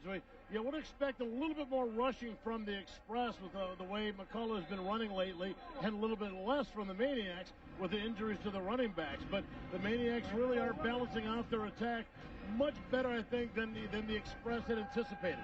You know, you're in Memphis, the home of Fed Express, so I know what you're thinking. Oh, jeez. They are the Xtreme. As Maddox. Oh, that's or just LA. Okay. Look out, Maddox taken down by Carver again. Dante Carver knows the quarterback's name very well, up close and personal. And that's the second time in a matter of a few plays.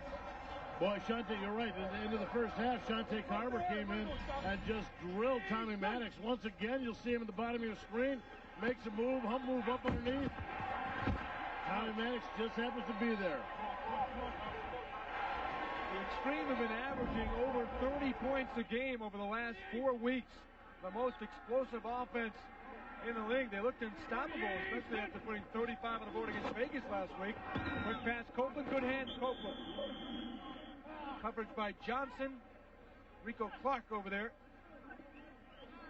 Now, Craig, do you understand why they're not using McCullough? It just seems like the run game. And I would understand it if they felt like they had to come back quickly and they were throwing the ball long. But they're not. They're throwing the short little dump passes, the little 5-yarders, 3-yarders, which essentially is what you do in a run game. Throwing the ball 26 times already in the game. Oakland in motion, bothered at the line. Throw is short of the intended receiver, Damon Gibson, by Maddox.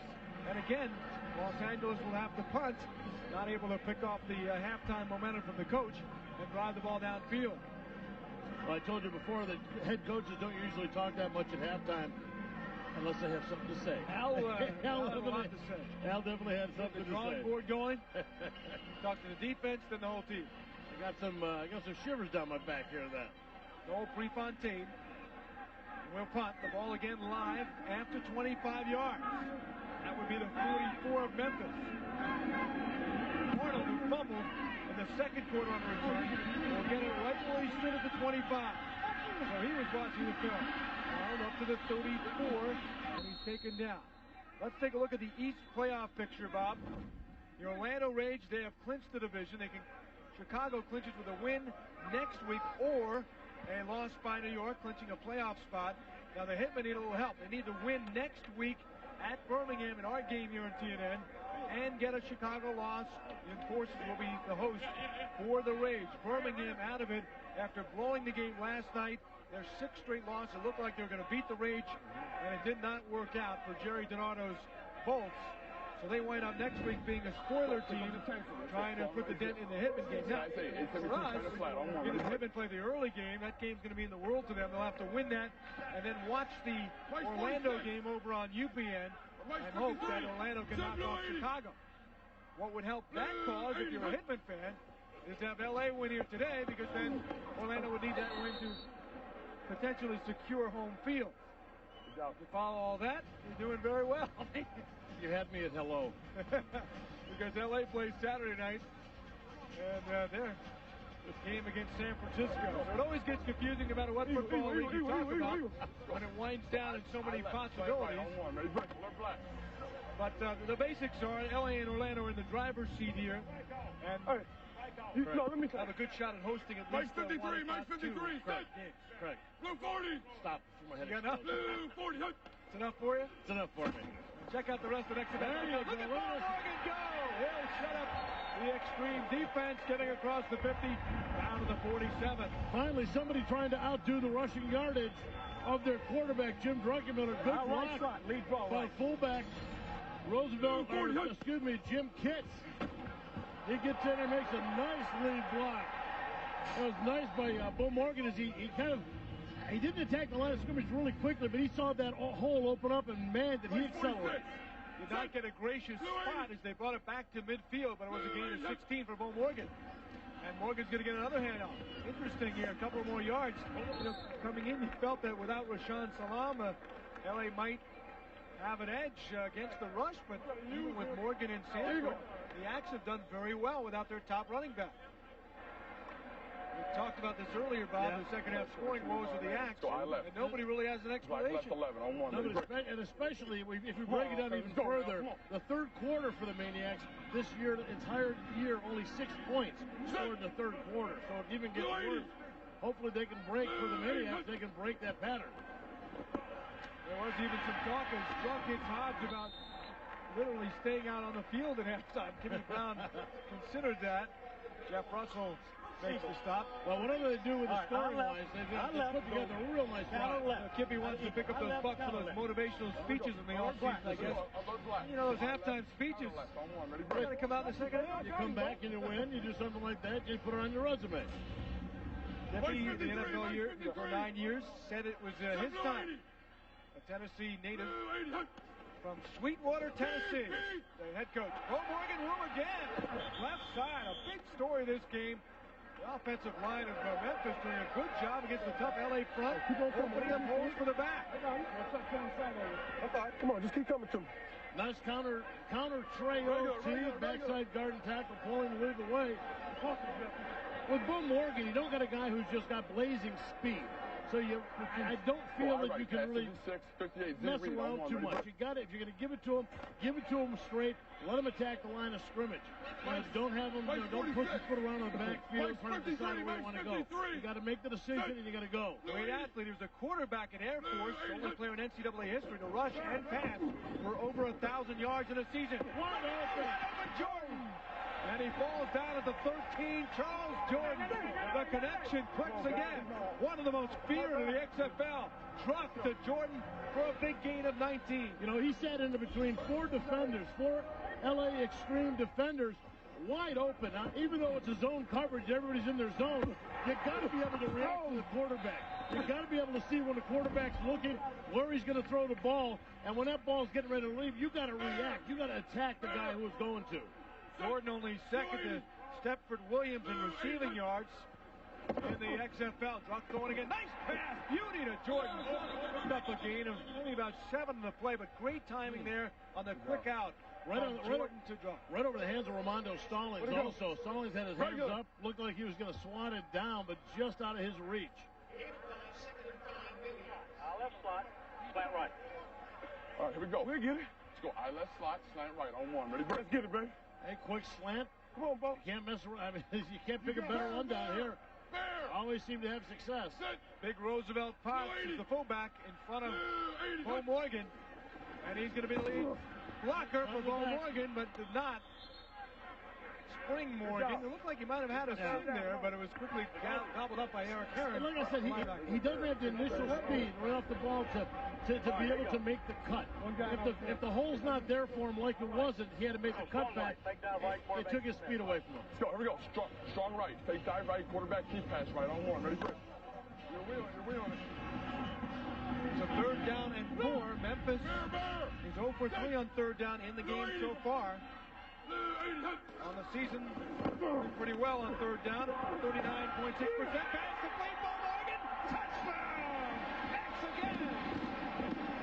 Beau Morgan. The versatile back. We told you he could throw, he could spot you with a run, and he could catch it too. Nice speed getting himself out. And like I said, he got the momentum going. He got out in the flat, and they could not keep up with him. Watch him come out of the backfield there, 32. Running right along the goal line. Number 2, Ron Carpenter trying to go make a play, but when you're catching the ball in the 1, there ain't a whole lot you can do to stop him going in. It's up. Memphis 1 out of 2 in the conversion so far today. And Memphis has matched their 3rd quarter scoring for the season. Jordan in motion. Morgan running through a tremendous hole. Huge hole. It was Sanford actually on the carry, and a tremendous hole led by Roosevelt, Potts and company. And the Axe are up by 14.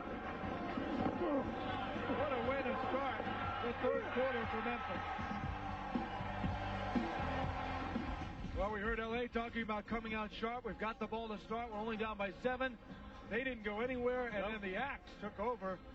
Beau Morgan, a 7-yard catch. Druckenmiller's 2nd touchdown pass of the game. And Sanford running in the conversion, Bob, 20-6. And like we said, Memphis matching the third quarter scoring for the year. Just basically took all past statistics and said, to hell with it, we're just going to go out and take this at it and get some more points. Rochelle following a wall out to the 29 for the Xtreme. Well, Beau Morgan, you're a guy that does all kinds of stuff for this team. That's a good way to get started in the second half. Yeah, it is. It's about time we did something in the second half, and these fans are great for coming out and supporting us today. Hopefully we can keep the intensity up and put on a show. Look at those fans back there, man. They are just up. Fan Appreciation Day. And appreciated by the players, too, which is always nice to see, particularly right in the middle of the moment. Beau would recognize what the fans have done. There have been some great fans here in Memphis in this inaugural year as McCullough takes it back to the 30-yard line, and the experience of coming out to see the XFL. We've seen it, Bob, in every stadium we've gone to, that there's an atmosphere that just is electric in the crowd here. And a crowd throughout the XFL, something you don't get from the, quite frankly, for the national press. You don't hear about this kind of stuff, but if you see it and feel it, the people here know what we're talking about, and certainly the NFL players we've seen on the sideline this year in the games and the players themselves. Run! 48! Gibson in motion. That's going to hand off to McCullough here. So McCullough gaining about 5. So again, Memphis with their slim hopes, but looking better as this game moves on. Have to win their remaining 2. They need the Demons to lose 2, including tonight's in Las Vegas. But they also have to overcome that what started out as a 49-point differential and is now chopped down to 35 with Las Vegas. They played the Outlaws next week, so they can make up a chunk of that next week. But they'd probably like to get it down at the neighborhood of in the 20s at least. So you can hope for a big win next week and have a shot. Yeah, because you're talking about the best defense. We're talking about Las Vegas. You're talking about the best defense, the dealers of doom, as they've named themselves. And they look like they're a pretty good, tough team to score points against. Tyrone Bell right now. Take a look at him on the field. But I'll tell you what, it has been, every stadium we've been to has just been full of people just excited to watch football. And you know, a lot of the teams, a lot of the cities we're at are teams that aren't used to having football. So there a lot of the excitement comes from. You'll see here, watch coming from the left side of your screen. Oh, right there, a little friendly fire. Tyrone takes a shot from his own player, Antonio Anderson.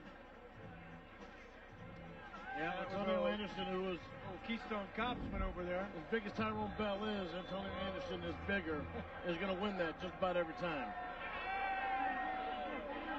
The sun breaks out here in the Liberty Bowl. Kind of day you need some sunglasses, too. There on the field.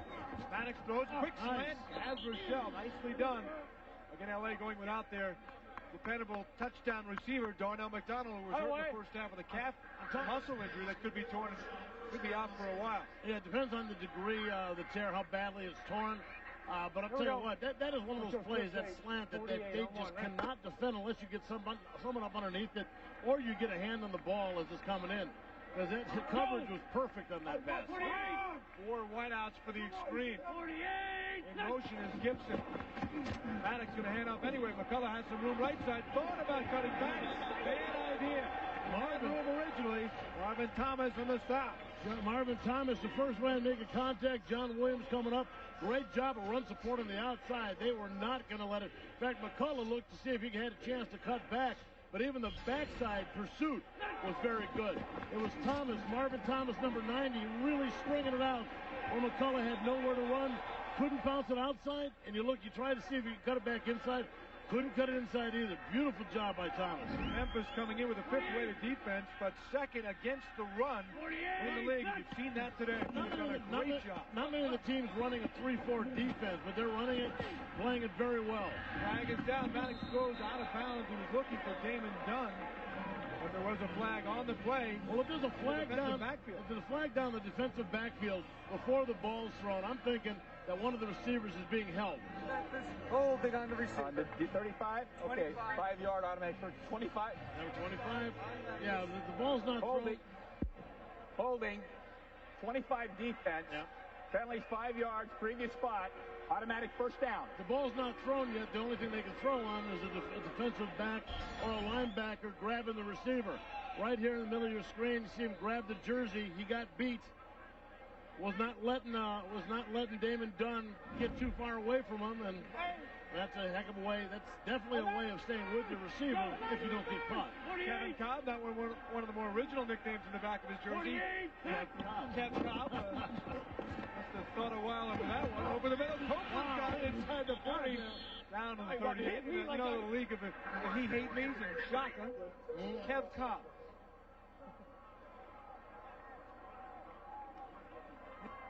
Deuce 45. Here we go. Let's go. Let's go. Deuce. Hey. Deuce. 45. First down, right?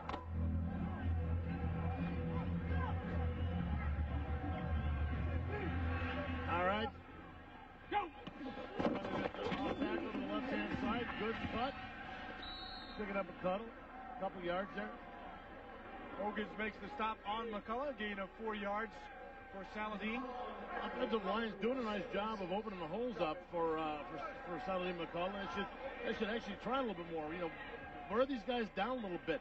Make the defensive linemen a little more aware of the run game, and maybe you won't get such an aggressive pass rush on your quarterback.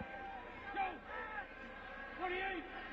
Wrong! Luganville. 48! The commander gives Maniax the plays the quarterback coach. Maniax firing, and receiver was popped. Where's the flag? No flag. Wow. I thought he was hit. Damon Dunn going for the ball. John Williams right with him, but I think the only thing that may have saved Williams on that one is that he turned to make a play on the ball. Take a look at it here. I thought he was bumped early. Left side of your screen, he does get bumped, but at least Williams turns to make a play on the ball. And if you're playing for the ball and not just face guarding the man, sometimes the refs will look at it as incidental contact. Ball hit him in the head, too. 48! Maniax, good rush on him. Gets rid of it. Again, Shaka Carver was smelling Maniax right behind him. Incomplete. Kellogg with the coverage on Gibson. I'm not sure what a Maniax smells like, but Shaka definitely got the scent. Probably don't want to know at Probably this not point at of this the point. game. Wide trip. So now here we go. Change. Down again. It's third and Come on, motion to it. 6 yards. Go! Woodward having that third down, but actually it is now they're going to go for this here on fourth down. Copeland in motion. Offside defense. Nearly picked off, but offside. Offside from the defense. Looked like a big break. It'll bring up fourth and 5 yards. Looked like Rico Clark when his receiver was in motion. Rico jumped up across the line. 27 defense. Penalty 5 yards. You know what? Repeat fourth They've been down. using that damn motion all day. They've been offside 3 times. It never gets called. But you guys can see us when we're offside. 2 times they've been offside with that high motion, and nothing gets called. Oh, that was kind of play. Watch top of your screen right there. Rico Clark goes to make contact with his guy, definitely crosses the line of scrimmage. Big break there because now it's fourth and short. 4th and 1. Can certainly run the ball now. Have that option with McCullough in the backfield. And behind him is quickly in motion. Gibson to the right in motion. They may have drawn another flag. McCullough was taken, but I think Gibson's motion again caused the axe to go offside. Well, it was a left defensive end. I didn't see who was in there, but they better hope it was on the defense after a run play like that. You know, it's a good move, Bob, because a lot of times the players are anticipating the guy in motion, and as he gets to the line, they take off, and it's sort of a fake. He stopped right at the line. Yep. Offsides. Defense number 90 in the neutral zone at the snap. Penalty will result in a first down, 5 yards. A set play. Watch what happens here. You saw, just like Craig said, the motion guy gets to the line of scrimmage, and normally his motion times up with the snap of the ball. Has to, yeah. He stops, and sometimes as a defensive lineman, you're looking for any kind of clue to give you a quicker jump on the ball. Open in motion. Now the defense got to worry about that play. 2 penalties. Big penalties. Gibson sneaking in, and that's sort of been the story as Gibson gets the first down of Memphis this year. You know, they played well at times. They seem to make these penalties just at the wrong time or cough the ball up. Good choice, Tommy. Wide trips, 43 sprint. Well, the first face you saw there, go wide Jim trip, Parker, wide the trip, offensive 43 coordinator. sprint on 1, right? And Luganville, the son of the head coach, Tom, radioing back to the quarterback. The last play was a beaut because they had him in sprint away from Shaka. You heard him call sprint again, so I think they're trying to keep him away from Shante Carver. In the backfield, McCullough gets around Carver. He's going to break in with a touchdown. And the LA Xtreme, thanks to 2 fourth-down penalties for the Axe, keep the drive going, do not have to bring the field goal unit on, and score the touchdown. 14 yards on the score. Memphis, like you said, shooting themselves in the foot, causing their own problems once in the 4th and 6th. 2 offside penalties give the Xtreme a first down, and beautiful call. Great call by Jim Barker, the offensive coordinator. They kind of sucked in Carver, you talked about there. They brought him deep in the backfield, and McCullough went flying by him. So now it's an 8-point game. This is a huge conversion attempt here to bring them within 7. Trouble for Maniax. Dumps it up quickly. McCullough could not duck it in. Richard Hogan, Anthony Marshall. When Saladin McCullough caught that ball, I thought he's powerful enough to take it in. But look at that. Marshall and Hogan just crushed him at the 1-yard line. So as the third quarter winds down, the Xtreme are back within 8. Here at the Liberty Bowl in Memphis. Craig Benavini, Bob Golick, the Maniax cheerleaders, back here at the Liberty Bowl in Memphis. Good to have you with us again for the XFL on TNN. We wrap up our regular season coverage. Next week, we'll be in Birmingham, where the Hitmen will need a win to stay alive in their hope for a playoff spot. They'll also need a Chicago loss. But here, a lot on the line as well out west. Good kickoff deep in the end zone, and that went the distance. It'll come back out to the 20 where the Axe will start off. Saladin McCullough, you put up some points for your team, but you weren't here in the first half. Was this a change in game plan at halftime, or did you just miss the team bus, buddy? No, I'm always here to play.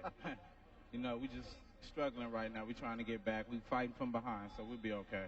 Now, has the injury to McDonald meant that you're going to get the ball more in the second half? And if he's not back, will you get the ball more the rest of the season? You know, we're going to spread it around and keep everything going the way we've been doing it. Third quarter winding down, and that'll be it for the third quarter. So we'll start the fourth with the Axe adding to their 7-point halftime lead by a point. Good crowd here at the Liberty Bowl. Axe leading by 8 as we head to the fourth.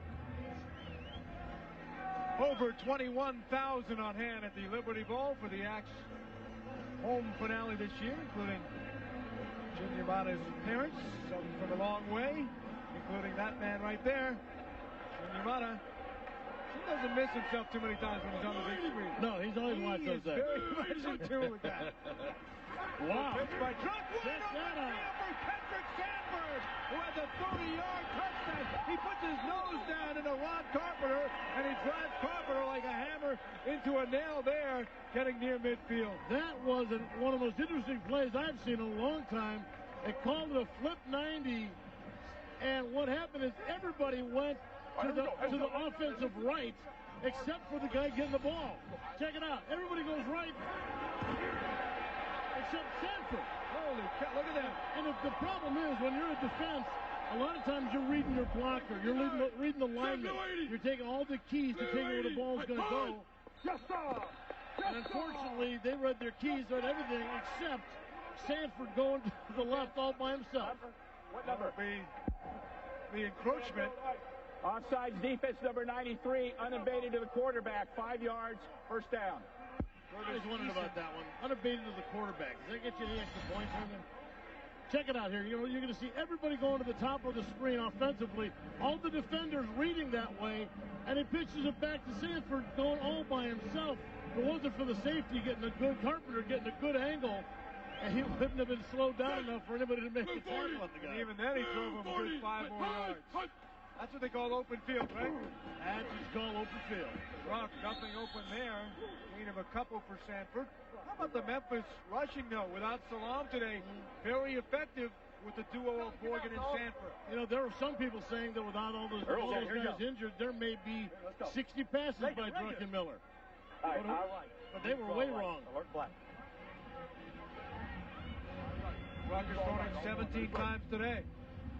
But a tighty, 11 for 17, 2 touchdowns. 51, nice 51. With a 28-year-old from Northampton, Pennsylvania, just outside of Allentown. Handing off again, big hole. Sanford. Well, they haven't churned out the 3- and 4-yarders throughout, but they've been able to bust some big runs. All right, here we go. For good yardage. All right, here we go. Let's go. I left. Pass 6 weeks. I expect the blitz here. Winner for black. I left. Pass 6 weeks. 7:28.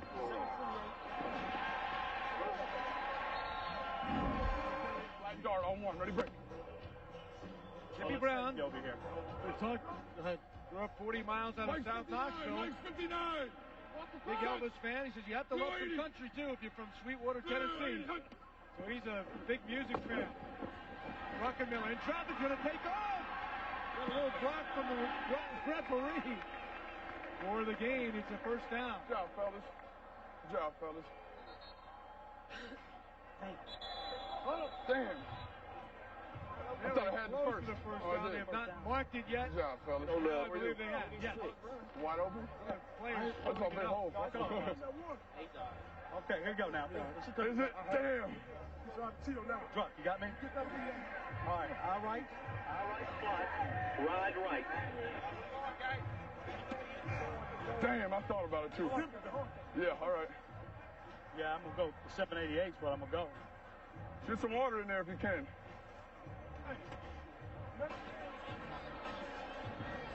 How taxing, Bob, is it for the head coach? Let's go in. Call the plays. I know Kippy said he does not want to do that next year. Once we have a quarterback coach, hard count now. Really be more involved with everybody. Right slot, ride right, hard 3. Ready? Now listen, you heard us say hard count. Hard count means that he's going to give a lot of inflection in the count. Try to draw the other side off. Blue 80.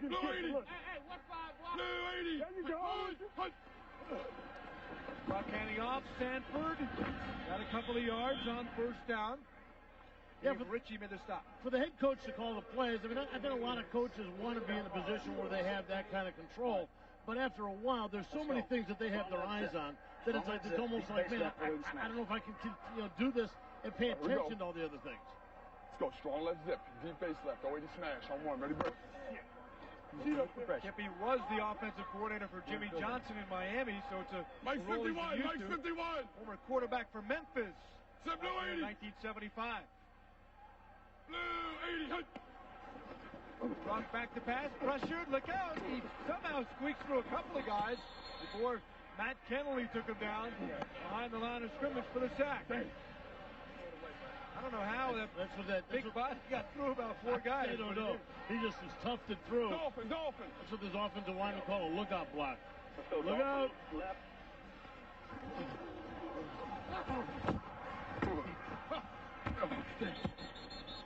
So you want to play quarterback. LA special, X read on 1, ready, break. LA special. Look out, yeah. Hey, let's see what they got the special for LA. 1, 7, Blue 40. Blue 40. Walker's back. Lobbing one has Hobbs. Touchdown! Touchdown, Maniax! Daryl Hobbs! And Hobbs beat Ricky Parker. It was a beautifully timed play and a great lead pass, softly feathered in there by the quarterback, Druckenmiller. LA special X read. The X receiver was Hobbs. He's the wide receiver, split to the weak side. He's the one that reads. Do I break it to the outside? Do I break it to the inside? He reads what the quarterback gives him. We saw it there. He broke it to the inside, knowing that the inside slant's going to be an easier throw for Druck. Takes it, beats him to the end zone, touchdown. So now a 14-point edge, and every point is important, not only for the game, but the playoff chances. Trying to make up the differential with Vegas. They're 2 for 3 in the conversion today, much better. 27% average coming in. Rock rolling, not much to throw at, trying to find some room. Oh, flag thrown on Hobbs as he was covered by Ricky Parker, and it might have been on Parker defending, which could move that to the 1-yard line. Defense with a hold. Holding? Okay. Offense getting the show. See, look at the touchdown one more time. Top of your screens, you see is Hobbs making the double move. He'll start it to the outside, break it back inside. He's got room. He's got open area, and he's got the speed to get away. Nice throw by Druckenmiller. Man, he has come a long way as a quarterback. Druckenmiller with 3 touchdown passes today. This season has been so good for Jim Druckenmiller. Some call it a last chance, and you talked about it earlier, that he's been studying coming into the off days, something he's picked up from quarterbacks he's worked with, like Dan Marino and Steve Young in his NFL time with the offensive Niners. They're at the 1 now, trying for the conversion. He's diving in. Sanford got it. 3 out of 4 in the conversion, and it's 27-12, and the differential is down to 34 with Vegas in their playoff with some punt. 27-12, a shocker. Here in Memphis, the Axe by 15.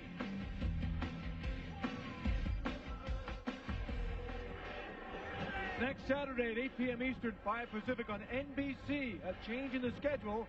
San Francisco Demons versus the LA Xtreme. The game originally scheduled for next Sunday. The game now, which could very well have a Western Division title on the line, especially with LA losing this game here so far today. It's next Saturday, fans, in Los Angeles, 5 o'clock local time out in LA. Fans in Southern California can call Ticketmaster for tickets at 213-480-3232, 213-480-3232, next Saturday in LA. And if the Xtreme lose this game, Bob, and the Demons win their game, it will be for first place. We saw Jim Druckenmiller, Daryl Hobbs, the connection that has made this victory so smooth so far. Potential victory, I guess we should call it. Yep. With a 27-12 lead, and the Xtreme not really showing any tremendous explosiveness yet. You know they're going to have to go away. As much as they might have wanted to use Saladin McCullough, they haven't used them much. You're going to have to get away from them now. They only have 10 minutes left, and they got to open it up with Maniax. It will be Gibson at the 15. Damon Gibson, good return man, finding a seam. Got to the 26, but you know what? Very good coverage all day long for the special teams of the Axe. And that time it was Keith Crawford. Well, Coach, you guys have struggled offensively in the second half all year long. This looks like a different second half team. Well, not all year long, but we've had some struggles like everybody else. But, you know, his execution is doing things right, and not turn the ball over. Do we expect to see more passing offense from you guys since points could be a factor in the playoff race? Yeah, we're going to run our offense. We've got nothing to lose. Druckenmiller with 3 touchdowns for the second time this year against Chicago back on the 10th. The lead high. Maniax with 4 twice, and Jeff Fromm for Orlando with that ball deflected. And Rico Clark had some thoughts about not only picking it, but heading into the end zone. Well, we told you about the playoffs, and the only way Memphis gets in, they win 2, and San Francisco loses 2. Then it comes down to this point differential, which was 49 coming into the game. Now it's 34 points. It's current point differential with Las Vegas. Plus, next week, they get Las Vegas. They need help, but they can, at least if Copeland tries to catch it, they can take care of the differential on their own next week against Vegas. But they really need a 1-point Vegas win, or a very slim Vegas win tonight. Right. To not extend that differential, and really could use another score or 2 right here today. Well, they know what it's all about, and you heard Kippy Brown. I mean, it's whether it's because he wants to keep his offense in sync or whether he wants to build the score up. Hey, if you're this Memphis team, the Maniax team, you got to go for as many as you can get right now.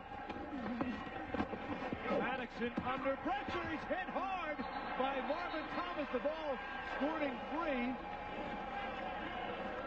Oh.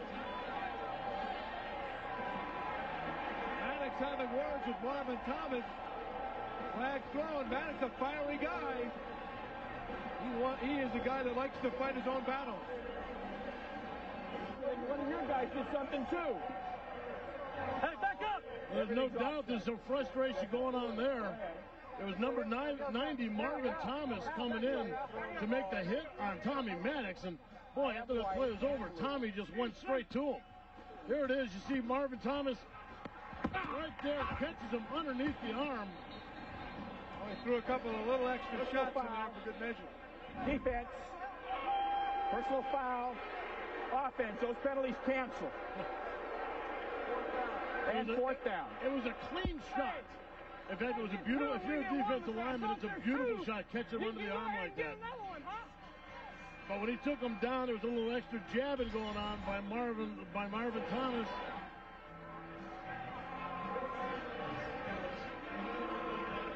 Oh.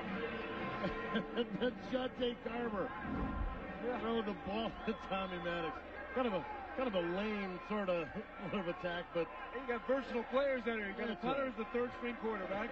Beau Morgan does everything, and Shante Carver says, well, that could be a 3rd-string quarterback. Fontaine the punt, ball wide after 25 yards.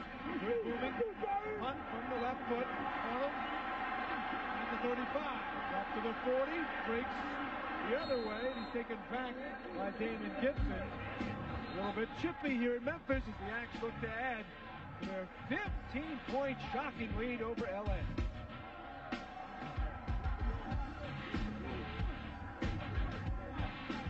All right, well, we've got it. While we listen to our music, we've got a flag down on the field. We're going to figure out what's going on. And on the receiving team during the run, penalty be 10 yards from the end of the run. First down, Memphis.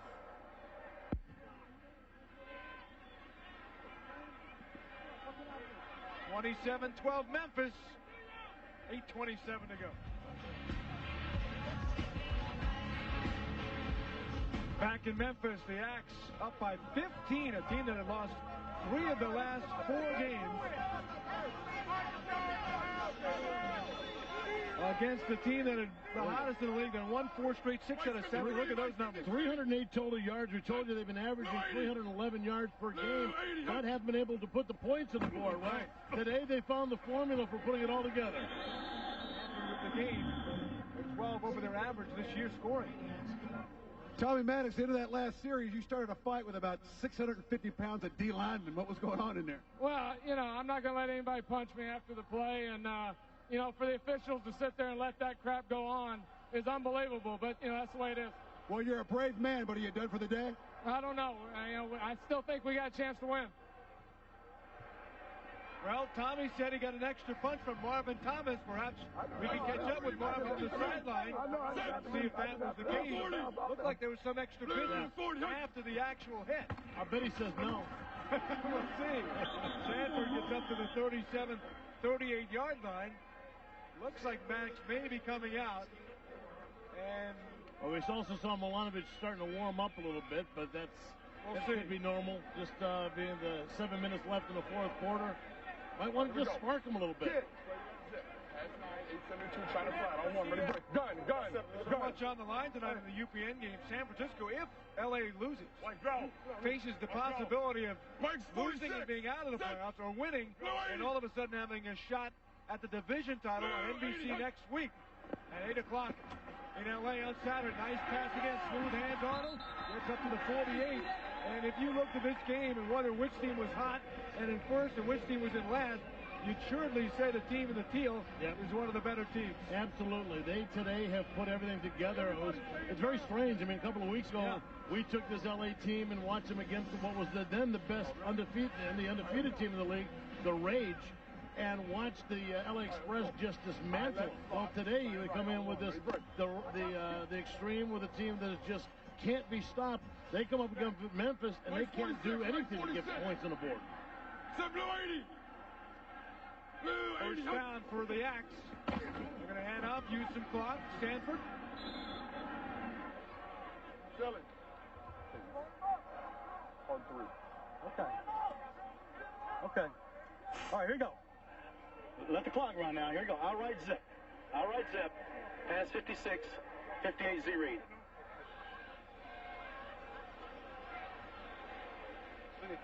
All right, let's go. Let's go. I ride zip. Pass 56, 58 Z read. I'm on. Hey, I think Druck's like a dog licking his chow. What's the play that he's so shocked about? We heard X read before. That was the Hobbs. Z is the receiver at the top of the field. That's Jordan. It'll be his read. Fake handoff. He's going to go downtown. Druck was hit, thrown around. It's intercepted. Ron Carpenter, but there is a flag down. It might have been a late hit. This may come back. Carpenter's taken out at the 36. Let's see Druck looking at the ref. And yes, it's roughing the passer against the LA Xtreme. Well, part of the problem is that when you call a read, you have to be able to have a chemistry with your receiver. Druckenmiller read that he was on a go. Roughing the passer, 97 defense. 15 yards, previous spot, automatic first down. There you go. Was this after the actual throw, or as part of the process? It's part of the process. So you'll see the hit here. And there was that extra throw, the extra toss down. But what Druck did, Druck read Jordan on a go. He saw him break to the inside and throw it deep. Hey, and what Jordan did, Jordan broke it off on a curl. And so at that time, by that point, Druckenmiller already had a defender in his face, so he couldn't see that the route had been cut short. And what Dave Ritchie did was absolutely dumb, because he cost his team the interception on a late hit that had nothing to do with the play, didn't cause a bad pass. And we'll watch here. You're going to see Jordan top of the screen. Druck is right now. He's seeing it go because he's just sprinting down the field. But as the ball is, as Druck is getting hit, that's when Jordan decides to turn it inside. And the ball at that point, he can't see the receiver anymore. And there's the, as you see, the end of the play, the little extracurricular. He did let up a little bit. I think it was more the hit than the throw, because he made contact with him well after the actual pass, that first hit. Right. And then he threw it. Marcus Crandall has come on. In the middle of the sequence here. Hands off to Beau Morgan. Druckenmiller may have been shaken up on that play. I just have a feeling at this point with 4 minutes left, they say, you know what, let's just get Druck out of there. They're bringing the defense hard on him. The numbers today, 150 yards passing. You saw this total offense today, well over 300. I don't know, with the we'll pick it up when we come back, but with the point differential, every point is critical for Memphis right now.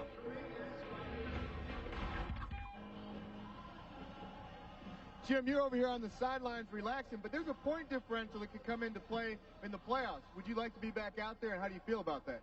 Well, you know, Marcus, it's a rough sport for the quarterback here, so you never know what can happen. So we got to give Marcus some time, get him in there, and let him get some reps, and you know, we're playing to win. But you guys do need points. Wouldn't you like to still be in there? Yeah, we would. There's no doubt about it. But you know, it's a decision we're going with right now, and that's the way it's going to be. All right, we'll follow up with. Jimmy Brown's got his thoughts on this with 4:08 remaining here in the fourth quarter. The Axe by 15 have switched quarterbacks with Crandall after a 3-touchdown effort from Druckenmiller. I thought originally maybe he was shaken up by that hit, but that obviously is not the case. Crandall certainly a very good quarterback, was the start at the beginning of the year. He can throw it as well. Beau Morgan drops the ball on the 3rd and 10. And now they're going to I couldn't be forced to punt or maybe a trick play here. Just get it off. Chris, got to get it off.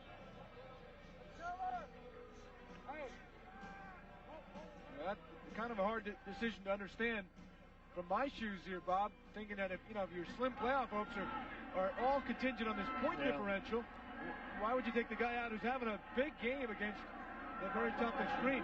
I can only think that they just, they want to try and keep the other guy healthy. He just took a big hit. It doesn't mean anything next week if you don't cut the differential. I agree with you. I don't know. Nice punt, though. Dixon at the 6. Taken down quickly. Nice tackle, Keith Crawford, after a gain of about 6 right back. So 3:26 left. And Kippy Brown's Axe still lead by 15. We win it. Well, Coach, right now you guys trail Las Vegas by 34 points. They still have to play tonight. Did you even think about going for it right there to try and get some more points on the board? No, the most important thing is to win a game for these great Memphis fans and get a win under our belt. We've got next week to play. We go to Vegas. We'll take care of some of that when we get out there. Do you think that point differential with them still being able to play might be too much to make up? No. Every game's different. We'll go out there and throw everything at them, and anything can happen. But first things first, hey, we made up. He's done for the day. Yes. All right, that's Kippy's answers. Maniax firing incomplete. He may say the differential is not too much to make up, but by the actions of not going for it on the 4th and 7 and switching quarterbacks, and nothing against Crandall, but he's not the starter for whatever reason that is by Kippy. Druckenmiller hot, 3 touchdowns, approaching the league high of 4 in a game. I don't understand the decision. 150 yards passing, over 50, 60 yards. Can you get it? Running the ball. So, he's looking at it from the respect of just getting it one game at a time. 48. He's not going to sit there and analyze it like we're going to do. Right. Which, right or wrong, that's the nature of his beast as a coach. He's just going to take it one at a time. After that shot that Druck took, you probably started thinking, you know what, let's just protect him a little bit. Important thing is hold on the ball. Struggling for extra yards is not going to help us. Okay? Make sure we secure it. All right, so we're going to run it up. Hell of a job. Run it up, kid. Huh? Run it up. Go run it up. No. We're talking about run the ball. No, we don't try blocking. Said the important thing is holding on to the ball. 48. They're going to go after it and try and block it. Maddox trying to bomb downtown. Damon Dunn overthrown. Incomplete. Now, granted, this is a long shot, as we talked about all along. To make up that many points is really a long shot. But it is the only hope that they have clinging to try and make the playoffs is win two and win by as much as possible, even to the point of doing plays that are unusual. 4th and 7, down deep. But I mean, you're still talking about a situation where they're going to have two losses by San Francisco. I mean, we're sitting here counting points on the point differential, but it's still a matter of them winning their next two games and San Francisco losing two. San Francisco, though, Bob, they're playing at LA next week, which is going to determine the West Division, potentially. And even if not, it's a tough game at the Xtreme. Oh, that's a good tackle right there. Taken down by Tinker Keck on the play. Got a flag down on Arnold. Right about the 48-yard line. Okay, very good. Now, one other point, Bob, that we haven't brought up, and that is the Orlando Rage. We're watching this one with a big smile today. On the flyer. Okay, and Memphis is the X hang on. Orlando will clinch the overall top seed in the XFL. And that means holding 25 of the receiving team during the return. Penalties 10 yards from the end of the run. First down. So you heard the penalty. The Orlando Rage, if this score holds up. Let's go. Marcus. Check it out right there. You can see the block. You can see a little bit of shirt, a little bit of shoulder pad. One of the guys half undressed. It's an ugly sight all around. Approaching the 2-minute warning. If Orlando can win their first-round playoff game, Bob, then the championship big game at the end would be in Orlando. A big if, but Orlando Rage watching this game. We'll see what the X will do. Deep in their own zone, trying to put some points on the board, we think. Back in a moment. Football fans, coming up in 15 minutes on UPN. There's more XFL action. The San Francisco Demons take on the Las Vegas Outlaws at Sam Boyd Stadium on UPN. The loser of the game will be eliminated from playoff contention. The Demons, the Outlaws, coming up 15 minutes, 7 o'clock Eastern, 4 Pacific on UPN. And for San Francisco now, this game looms even larger because a victory not only puts them in a playoff spot, they will have clinched with a win, but gives them a shot against LA next week in the NBC game to somehow pull out first place in the West.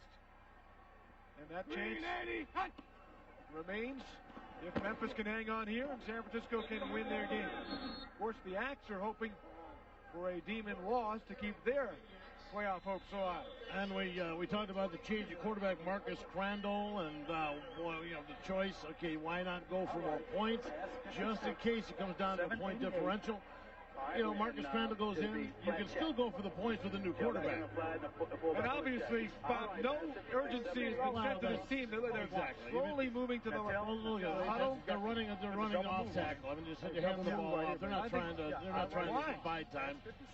At this point, they don't care. They're just letting the clock. They're happy with what it is, and they're letting it run out. But this is definitely something where they should have run the score up as much as possible. Al Luganville and the rest of the guys would have understood. They understand it's the game of points. I mean, you can understand if they were losing or, it was a one-point game maybe and it was a 50-point difference still. They made up 15 points in 3 quarters, basically. And been guys slowly moving to the huddle. There's no sense of urgency. Randall's going to throw here. He's going to go bombs away here. He has Hobbs out there, and it was just a penalty. Oh, I don't know. That was a late flag. In the ref's defense, he was digging for the flag. He was having a hard time getting out of his back pocket. Catchable ball? Yeah.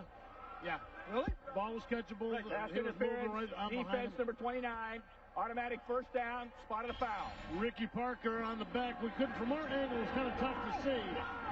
But he got right about there, jumped him a little bit early. Come on. They got a 47-yard penalty. Terrible call. It's a bad angle. It was from the first angle was better than that. The bad call. That was a horrible call. When have you ever worn black and white stripes?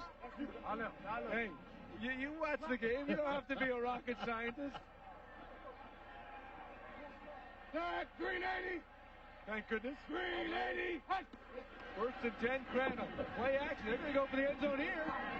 Well, short of that, but Jordan, but at least they are certainly smelling the end zone and going for it.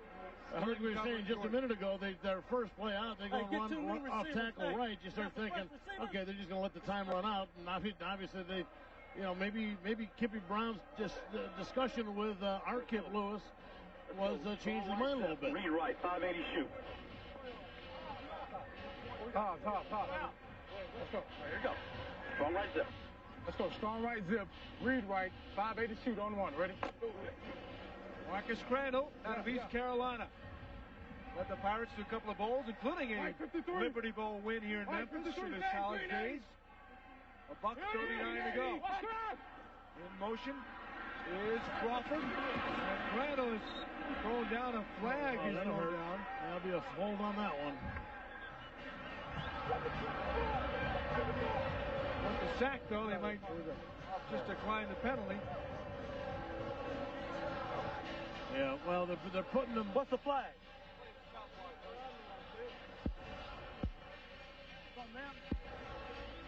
Flipping. Number 74 offense. Penalty is 15 yards. Previous spot, second down. That's an interesting call down inside in the trenches. I don't. They call on Bernard Williams.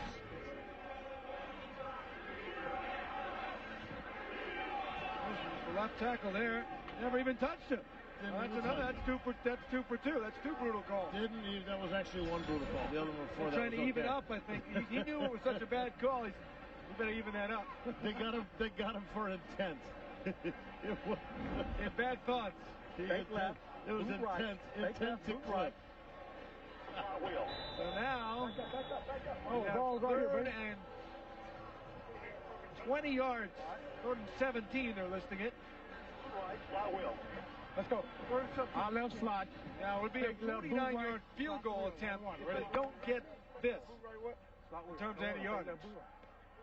So that would be a test of putting some points on the board in a 15-point game with a minute and a half to go. Green 80. A sack would put him out of field goal Green 80. range. Crandall back, play action, rolling. Rolling and looking. Gonna throw to Hood. Misfiring with Kitch.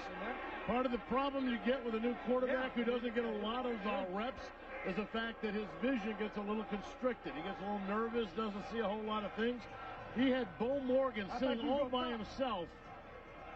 The entire, watch him in the tailback, sitting almost on the XFL logo in the middle. He's going to come out to their left side. Watch, coming out late. He is wide open. If he turns and sees him and lays it out, they've got another touchdown. Well, they're going to throw the 49-yard field goal attempt from Jeff Hall, who happens to have a pretty good boot. He has a good leg. We had a 4 between the 40 and 49, although he struggled of late. And they're going to go for it on 4th and 17. Crandall fires. That's not going to be enough. Just a little short. Well, it's close. It is close. Depends on the mark. It is very close. Yeah, hang on. No, it's going to be. It looks like it's going to be a little short. Yeah. It's short, right? About a half a yard. Yeah. I don't know. You always wonder, and you always talk about the receivers who go out. They know they got to have 10 yards, and they go out and they run an 8-yard route or 9-yard route. You need 17 yards. You can't run 17. You got to go 18 because you know you're going to have to come back for the ball a little bit. And that's exactly what happened there. He ran at 17, came back, caught it about 16, and they marked it. I hate to be Mr. Second Guesser here, but I kicked the field goal there for 40. Oh, jeez. Get 3 more points. You know what? One-on-one, right? 4th and 17 is, pretty tough. Scott Milanovic has come on second time this year. Does not take any snaps during the week. And L.A. is not going to give Memphis a chance to gain any kind of momentum or pick up a play or anything. Memphis should call timeout. They should call timeout. They've got 3. This is a big conspiracy theory with you, isn't it, Craig? No, it's not. Let's show the fans some appreciation, some love. We're not going to call timeout. I force it. Tell them. Go ahead, tell them. You wouldn't call timeout? 44. Come on, Mr. Golick. Would you call timeout here, yes or no? Veteran Smash Mouth football player Larry Zonka would call timeout. He also had North to Alaska join him immediately following the game. For those of you on the West, go behind the scenes of the ground pounding drag races on popular hot rodding television coming up on TNN. Hey, no matter what, we've been having some fun here in the last few minutes with decisions, but it's a great effort for the Maniacs today, winning over the hottest club in the league. Look at this! Milanovic is throwing. It's going to be picked off. Anthony Marshall's got it. Marshall's going to just go down. Why did he run for the end zone to fix up that point differential? Well, I think he didn't want to run the clock out. In all honesty. White, okay. They're going to get one play of this. Well, as everybody, as the last 2 plays, they had all taken a knee. Non-contact foul. Non-player personnel on the field. Everybody on the field. Declined. The game is over. Everybody in the field. Everybody in the sidelines thought that the game was taking another knee. Watch. As he's about to take a knee, you're seeing people come out on the field right about the 35-yard line there. A couple of people. Including Lee Rehrman. Lee Rehrman in his red pants almost run over by the wide receiver. Why were they throwing to begin with? What a strange finish here. They tried to lull them into a false sense of security. Hey, good luck to you guys. Big win for Memphis. They go to 4-5. LA falls to 6-3.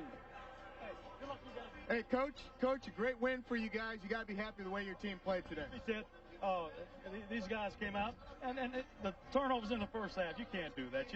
We've done that all year, and it's kind of bitten us, but, they fought back, came out the second half, and made it happen. Scored on the first possession, and that's what you have to do. So maybe we're on a roll now. I don't know.